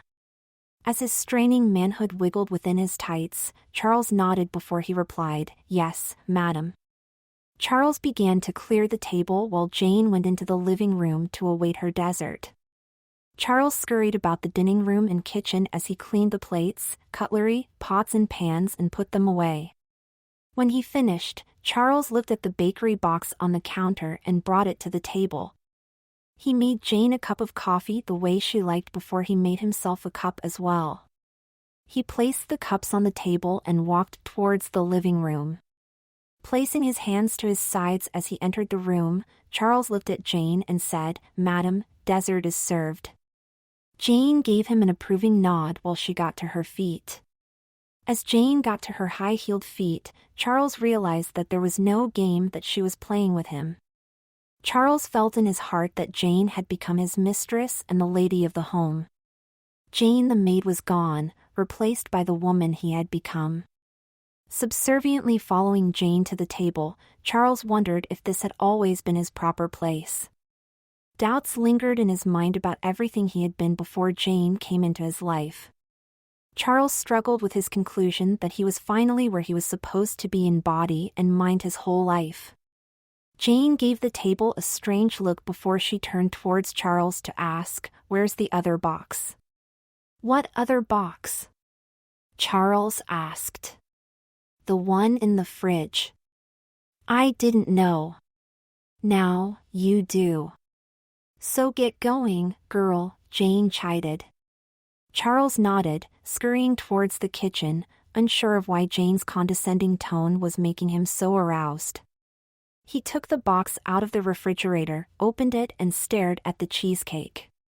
After taking hold of a silver pastry serving knife, Charles carried the cheesecake to the dining room and placed it in front of Jane. Jane smiled at it before she said, "It's not for me, Emma." Charles gave her a strange look as Jane reached for a low-fat cookie and said, "I got that cake as a special treat for you." "For me?" "Yes," Jane replied. "Thank you, madam," Charles replied as he served himself a piece of the cheesecake and sat down. Charles savored the sweet taste in his mouth before Jane asked, "Do you like it, Emma?" "Yes, madam," Charles replied. "I just had a thought, Emma," Jane then said. "About what?" "About your struggles with the heat. I think we should do something about it." "Like what?" "Get that hair off your back for starters. You've just got too much for a major age. I mean, you're not out there looking for a man, are you?" Charles blushed while he replied, "Of course not." Then you should ditch the long hair and go with something a little more suitable for a maid like you.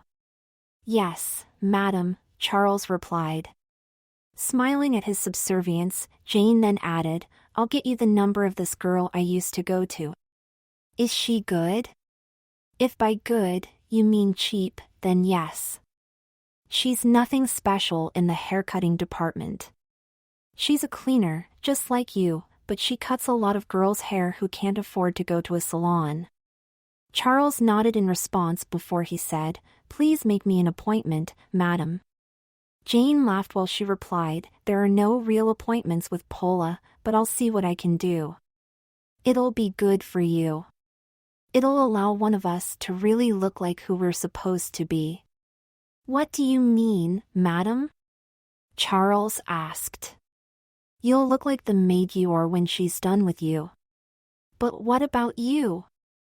I still won't look truly like the lady of the home.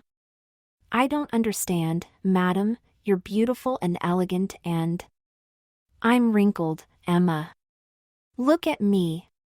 My figure might be on the upswing, but the weight loss has invited all these wrinkles to start to show up on my skin. I think you're beautiful the way you are, Charles replied.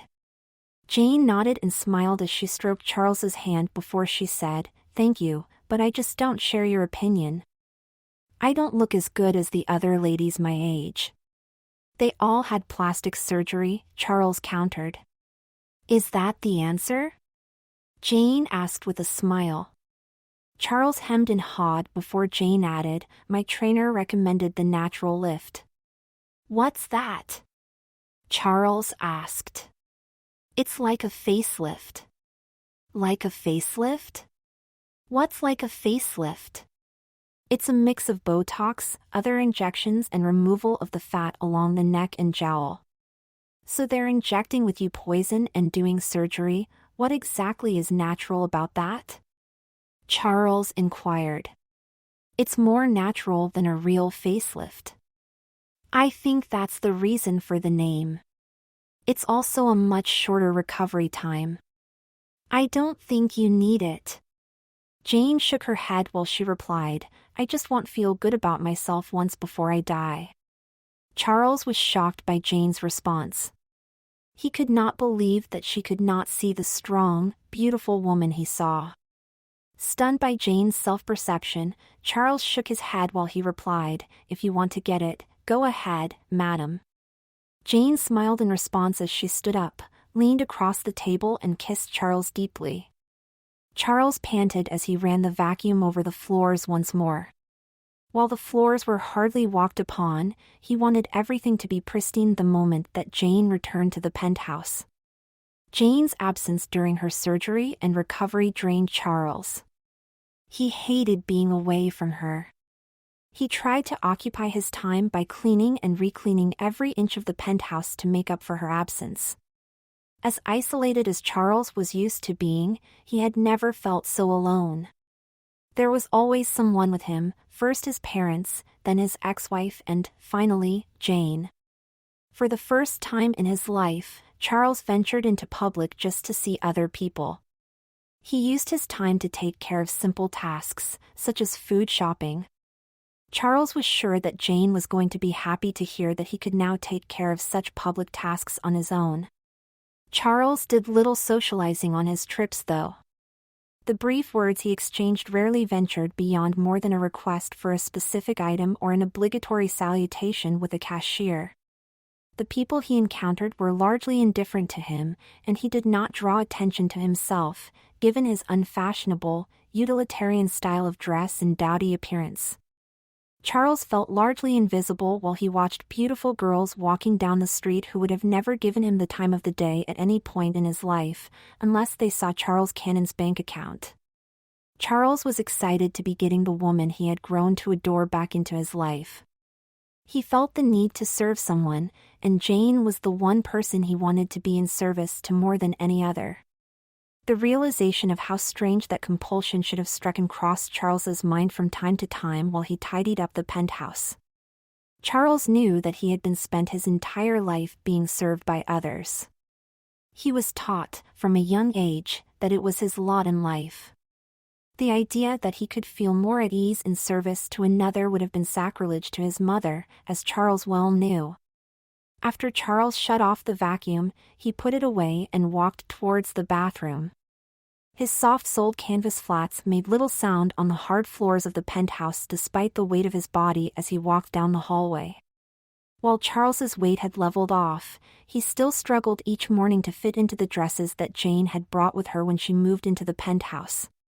Charles was embarrassed by the fact that the pants that she had passed down to him had not fit him in weeks, even though he had no inclination to wear them.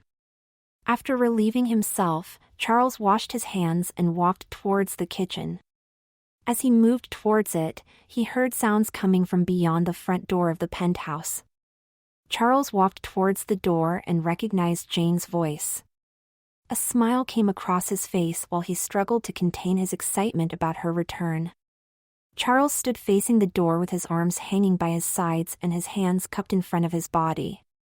He tried to strike the image of the submissive domestic that he felt that a woman like Jane deserved in her life. He could not wait to greet her and talk to her again. They had only had one conversation while Jane was away. The conversation was short and ventured little beyond Jane's request for the first dinner she would have in the penthouse upon her return. Jane hung up her call while she reached for the doorknob. Jane pushed her way through the door, pulling her Coach suitcase behind her. Jane came to a stop and smiled when she saw Charles standing and waiting for her to say a word to him, looking every bit the part of her dutiful domestic. "Well, look at you," Jane said with a laugh. "No, look at you," Charles managed to respond, stunned by her appearance. The lines that had begun to litter Jane's face once she began to lose weight were largely erased from her face, while the residual jowls from her years of borderline obesity were gone as well. Charles felt as if, from her face alone, Jane looked 10 to 15 years younger than she had when he last laid his eyes upon her. Jane beamed at Charles's compliment while he continued to stand there gawking at her. A smile came across her face, letting Charles give a look at the teeth that his money had paid to have brightened. The bright white smile was unlike anything he had ever seen Jane sport before and was far different from his own teeth, which were discolored from decades of wear. "So what do you think?" Jane asked with a laugh since she already knew his answer. Charles shook his head, struggling to find the words. Jane blushed as she brushed her bangs out of her eyes. Charles noticed that her highlighted hair was even longer than it was when she was left. While it was not overly long, it now reached down onto her shoulders and her chest and took on a slight wave once each strand descended below her head. "So?" Jane asked again as she began to tap the tips of her French manicured fingernails against her crossed arms. "You look magnificent." "Is that it?" Jane asked with a laugh before Charles showered her with compliments regarding her hair, fingernails, and face. "Even your eyes look so much prettier without those glasses," Charles added as he fiddled with his large, thick-framed, cat-eye glasses. "Yes, the contacts kind of made the whole look," Jane replied. "I wouldn't quite say that. You'd still be gorgeous in glasses, but wow. I don't think I've gotten enough of that yet." I'm sure the doctors were gushing. They were, and I just saw a group of my old friends, and they were shocked. "Your old friends," Charles said, repeating her words and wondering what they must be thinking.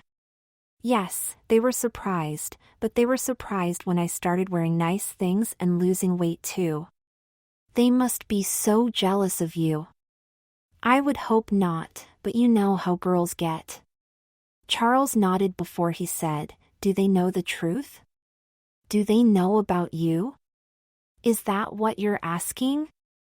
Do they know the truth?" Charles nodded before Jane shook her head before she replied, "I told them that an uncle of mine had won the lottery years ago and had died recently. They know I've got no immediate family, so it wasn't that much of a stretch for them to conclude that I was his sole heir. So, they think you're the luckiest girl in the world." "They do, but I think that's for the best." Charles nodded before Jane added, "I did tell them about you though." "What did you say?" Charles asked as he nervously kneaded his fingers into the folds of his elbow fat. I told them that I had a maid, now. What did they say? They wondered if I was a complete bitch. I think they have some perverted revenge fantasies about what they would do if the shoe was on the other foot. I told them, though, that I was not going to take out any abuse I ever got on my girl. Charles smiled while he replied, a girl couldn't ask for a better mistress. Jane laughed as she embraced him and said, you better believe it. As she released him, Jane added, oh, they also said that they would love to meet you. Why? Because you're the maid of a maid, Jane replied with a grin. You're not a maid, Charles replied while he looked over the woman he felt looked so regal. I know, Jane replied as she batted her eyes and added, but they're the only ones that still see me in that light. That'll change in time, Charles responded. Maybe, but I don't want to let that change our relationship. Charles nodded in response before Jane added, now, are you just going to stand there or are you going to take my bag, girl? Oh, sorry, mistress, Charles hastily responded as he hurried towards the bag. I'll let it slide, Jane replied with a smile while Charles took hold of her suitcase. He wheeled it towards the bedroom and sorted out Jane's dirty clothes from her clean ones. After he put the clean ones away and put the dirty clothing in the hamper, Charles sought out Jane. Charles walked into the living room and saw Jane lying upon the couch. The dress she was wearing was one that he had once picked out for himself. Now, it hugged her curves and would not even come close to fitting him. Mistress, Charles said in a meek tone to get her attention, prompting Jane to give him a languid raise of her hand to acknowledge his presence in the room. Charles stared at her as she watched the television before he looked down at the unfashionable, cheap dress that he was wearing. From his dress to his flats, he felt he looked every bit the maid that Jane had been and more. The woman before him bore little resemblance to that maid though. The woman on the couch was elegant in her designer dress and heels and possessed some of the charms and refined nature that Jane told him she knew how to display. Charles remembered her offer to teach him some of those traits, but he never asked her about it again. He marveled as she took to demonstrating them, however, and showed him that she had been paying close attention to the aristocratic women she served over the years. Charles felt that, in every way, Jane had become the lady of the home and that he was nothing more than her maid. The fact that the bank accounts indeed were in Charles Cannon's name seemed to be mere formalities to Charles. Indeed, he felt more like Emma in body and soul. Charles Cannon was nothing more than a memory to him, and he was happy to let Jane have access to what had once been Charles's. Jane pulled her eyes away from the television screen and asked, "Yes, Emma. Would you like anything for lunch?" "No. I'm thinking about going out. I want to do a little shopping. I think it might be some fun for me to get this face out there." Charles nodded before Jane asked, "Did you do any shopping while I was gone?" "Yes, I did some food shopping." "Did you call in an order?" "No. I did it myself." Jane gave Charles an approving nod that excited him. He beamed at her look of approval, prompting Jane to say, "Good. It's nice that you've gotten over your earlier fears." "Thank you, mistress."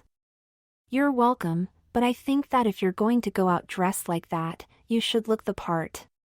"What do you mean, mistress?"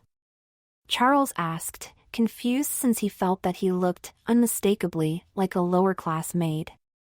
"Well, your eyebrows are too bushy for a girl. Your glasses hide it a bit, but I think some feminine arches would help, and that's not even mentioning your hair." "What's wrong with it?" Charles asked as he clutched at his mid-high ponytail. "I already told you.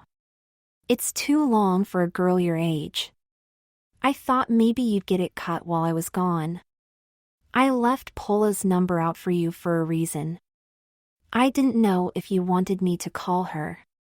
She doesn't know me. She's heard about you. What have you told her?" Charles asked as his heart began to race. I already told you that too. I told her that you're my maid, Emma. Charles nodded as he felt himself calming down. Charles took a deep breath before he asked, Do you think she would be willing to cut my hair? Of course she will. She loves to get a few extra dollars thrown her way. Don't worry about it too. Paula cut my hair for years. She cuts all my friends' hair and a number of other girls too. Is she licensed? Charles inquired. Jane's laughter in response gave Charles all the answer he needed to his question before Jane replied, She's not licensed or anything, but girls like you and the rest of my girlfriends save money any way you can, Emma. Charles nodded before Jane got to her feet and made a call to Paula. Jane walked back over to Charles after she hung up the phone and said, She can be here in 20 minutes. Why don't you wash your hair and get ready? Charles nodded again in response before he washed his hair in the sink and tidied up the kitchen, figuring that Paula was going to cut his hair there. A little more than a half an hour later, Charles heard a knock upon the front door. Charles scurried towards it and opened it for Paula. Paula stared back at Charles and said in her thick, accented voice, So you must be, Emma, I've heard a lot about you. I hope you heard good things. Paula nodded as she stared around the clean penthouse and said, You do good work. Jane wasn't lying. Charles blushed at the compliment before he let Paula into the penthouse. Paula hurried past Charles as she carried her large bag, clutching it with one hand while it hung off the shoulder of the other. Jane saw Paula walking in and got to her feet. She walked over to Paula and asked, How are you, baby? Great, Paula replied as she put her arms around Jane and kissed her cheek. Charles felt a pang of jealousy while the old friends talked to each other for a few minutes before Jane said, And now, on to Emma. What do you want to do with her? Paula asked. I was thinking about giving her a nice bob cut. You know, something that doesn't involve all that hair flinging around like a pendulum behind her head. Paula nodded before Jane added, I would also like you to thin down her eyebrows a bit. How much? Just give them some shape. I mean, if she's going to be out in the world as my employee, I, at least, expect her to be as presentable in appearance as she makes my home. Paula replied, I can certainly get that done. Good, Jane replied before she showed Paula into the kitchen. Charles followed behind them before Paula motioned for Charles to take a seat. Charles sat down on the chair he had put out for Paula's use. While Paula and Jane continued talking, Charles looked around the kitchen that he had spent so much time in recently, after only spending fleeting moments there for most of the time that he wore pants within the confines of the penthouse. Paula ran her fingers through the strands of Charles's dampened ponytail before she asked him, Are you sure about this? Jane nodded for Charles before Paula raised the shears to the ponytail. Wait, Jane exclaimed, startling both Charles and Paula. What? Paula asked, slightly annoyed by her friend's interference with her work. I have an idea. Do you have your hand mirror with you? Of course, Paula replied while she pulled the mirror out of her large bag. Taking the mirror from Paula, she held it up in front of Charles's face and asked, Paula, can you give the scissors to Emma? Why? I want her to make the first move into this new stage in her life herself.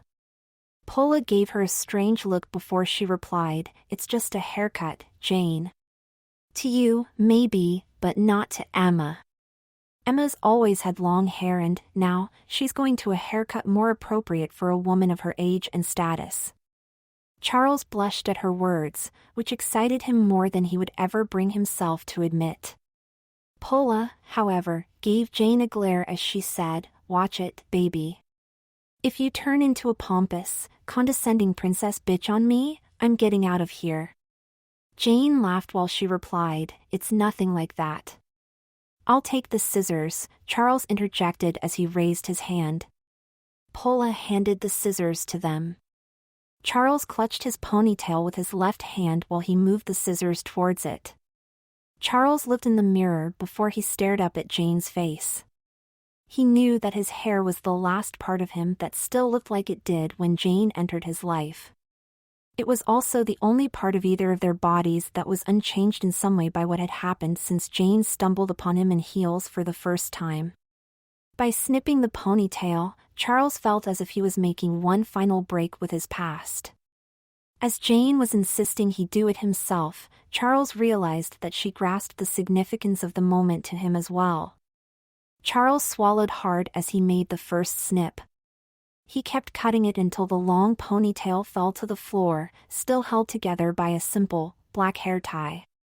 Jane smiled at the hair resting on the floor before she said, "I'll let you girls get better acquainted." "Where are you off to?" Paula asked. "I've been cooped up way too long. I need to get some shopping done."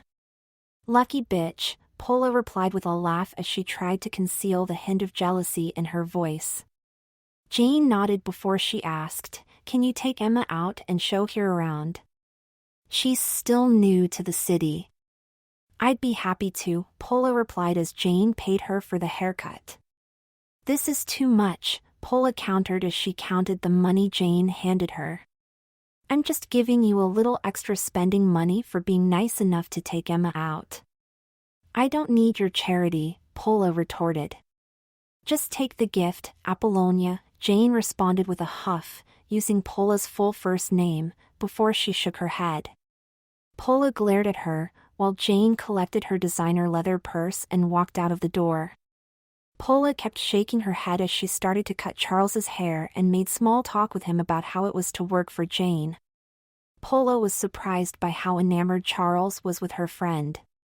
"I don't think anyone's ever said so many nice things about Jane." "People don't see her the way I see her," Charles countered. "I think more people will give in that new look of hers." "I mean, wow, right? You know?" "Absolutely," Charles replied as Paula continued shearing down his long hair into a short, above-the-shoulders bob. Once she finished cutting Charles's hair, Paula took hold of her tweezers. Charles took off his glasses before Paula began to pluck his eyebrows. When she finished, she handed Charles the mirror again. Charles put on his glasses and was amazed by how much of a difference the shortened hair and plucked eyebrows had made to his appearance. "Do you want me to show you around?" Paula asked, breaking Charles's concentration. Charles nodded, prompting Paula to begin to pack her things. Charles hurried towards his bedroom and collected the purse he had made up in Jane's absence. Charles checked his appearance in the mirror over his new dresser before he exited the room that he had rarely entered when it served as his guest bedroom. The room took on far more significance to him, however, after he and Jane began to call it the maids' quarters as their respective roles in the penthouse became more cemented. Hurrying down the hallway, Charles felt slightly out of breath by the time he reached Paula. Paula let herself out before Charles followed her out the door. Charles locked the door to the penthouse behind him and entered the elevator beside Paula. After they exited the building, Paula picked up her cell phone and asked, "Do you mind if I give my friend a call?" "No. Thanks," Paula replied before she called her friend, Tita. Charles listened in on the conversation while he walked beside Paula. Charles realized that Tita had heard about him as Paula advised Tita that she was going out with Jane's maid. Charles could tell that Tita was curious about him, and it was not long before Paula asked if he had any problem with Tita meeting up with them. Charles shook his head, deciding it was best to learn from as many of Jane's friends as he could. Charles and Paula headed down another couple of blocks before they were joined by Tita. Tita smiled as she embraced Paula before she was introduced to Charles. "Tita, this is Emma." "Emma, Tita," Paula said before Tita hugged him and said, "It's nice to finally meet you." "Let me guess, you heard about me from Jane too," Charles replied. Tita nodded before she and Paula decided on a place for the three of them to go. When the decision was made, Charles headed over to a cafe with the girls. The long walk to the cafe was difficult for Charles. He found that his enlarged body was not as capable of making the long walk as he expected. His ankles swelled painfully as they continued walking upon the sidewalks, while Paula and Tita intermittently pointed out various places of interest to him. As they entered the cafe, Charles felt relieved even as he realized that the cafe was not fancy. There was not much to it. The cheap prices quickly made Charles understand the allure that the place held among Jane's friends. They each ordered a meal and carried it to a table. Charles let out a groan while he sat down, feeling instant relief. Paula and Tita also looked happy to be off their feet before Tita asked, "So what's it like working for my friend, Jane?" "She's wonderful," Charles replied. "Yes, just stupendous, fair and just in everything else that we would all be if we, suddenly, found ourselves in her position," Paula interjected. Tita laughed at Paula's slight mockery of Jane. Charles felt the need to defend her. "She's really not bad. We know that. We're her friends, but she has to be loving this on some level. She's got to be rubbing your face in it." "In what?" Charles asked, wondering if Jane had lied to him. "That's she's now the mistress. We all want to get out the shackles of servitude, but she actually did." "Lucky bitch," Tita replied. Charles blushed, wondering why he had embraced the shackles the girls he was seated with spoke so highly about casting off. "Do you know how much she got?" Tita asked Charles. "No," Charles lied. The girls looked disappointed by Charles's reply before Paula asked, "So where are you from?" Charles made up another lie as he mentioned a random city before Tita inquired, "Any family?" "My parents are dead. I'm divorced. I've got a cousin and a sister, but I don't speak to them." "Why not?" Paula asked. "My cousin's just wrapped up in her own world, and with my sister, well, she's been gone for decades." "Why? Where is she?" "Damned if I know. My parents completely disowned her after she came out as a lesbian," Charles replied, truthfully. "I can see that, lesbians are disgusting," Tita replied, nodding her head. Charles smiled a little at her, wondering what she would think if she knew that he was anatomically a male. He then changed the topic and began to discuss Tita and Paula's backgrounds before a delivery man came through the front door of the cafe. Charles met the man's eyes for a moment, prompting the heavy-set, sweating man to give Charles a smile. Charles smiled back at the man, confused why he was looking at him. "He likes you," Tita said with a laugh as she slapped Charles's arm. "No.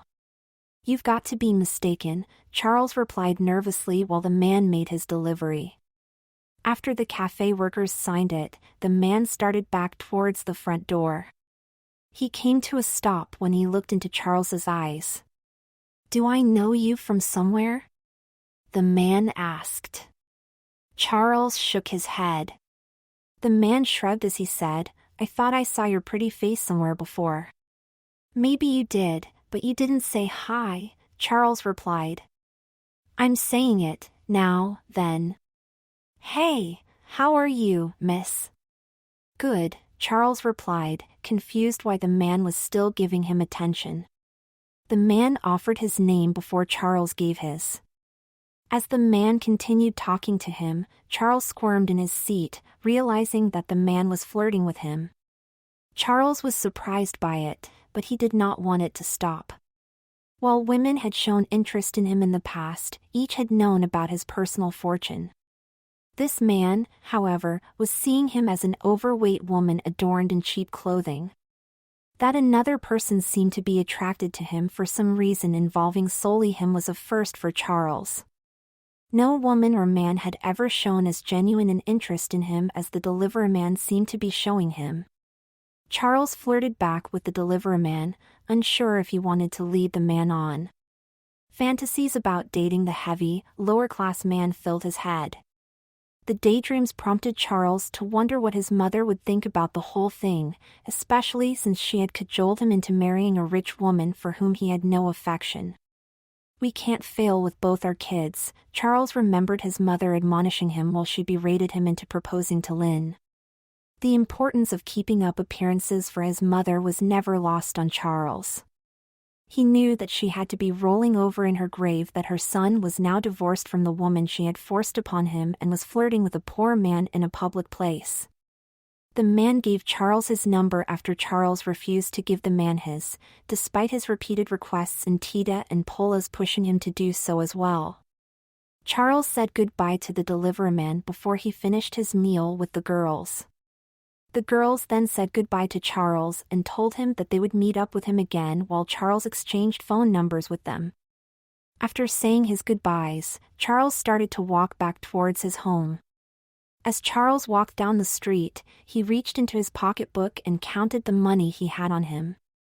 Realizing that there was not enough for a cab fare, he knew that he had to either walk or take the bus. Given that his ankles were still swollen and killing him after the long afternoon walk he had taken with Pola, Charles decided to take the bus. He walked towards the nearest bus stop and sat down beside an elderly woman who smelled of cheap perfume. Charles got onto the crowded bus and paid the fare before he took a seat.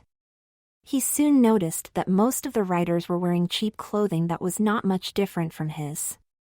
The setting, however, struck Charles as strange. He had never been on a bus before given his mother's hatred of public transportation.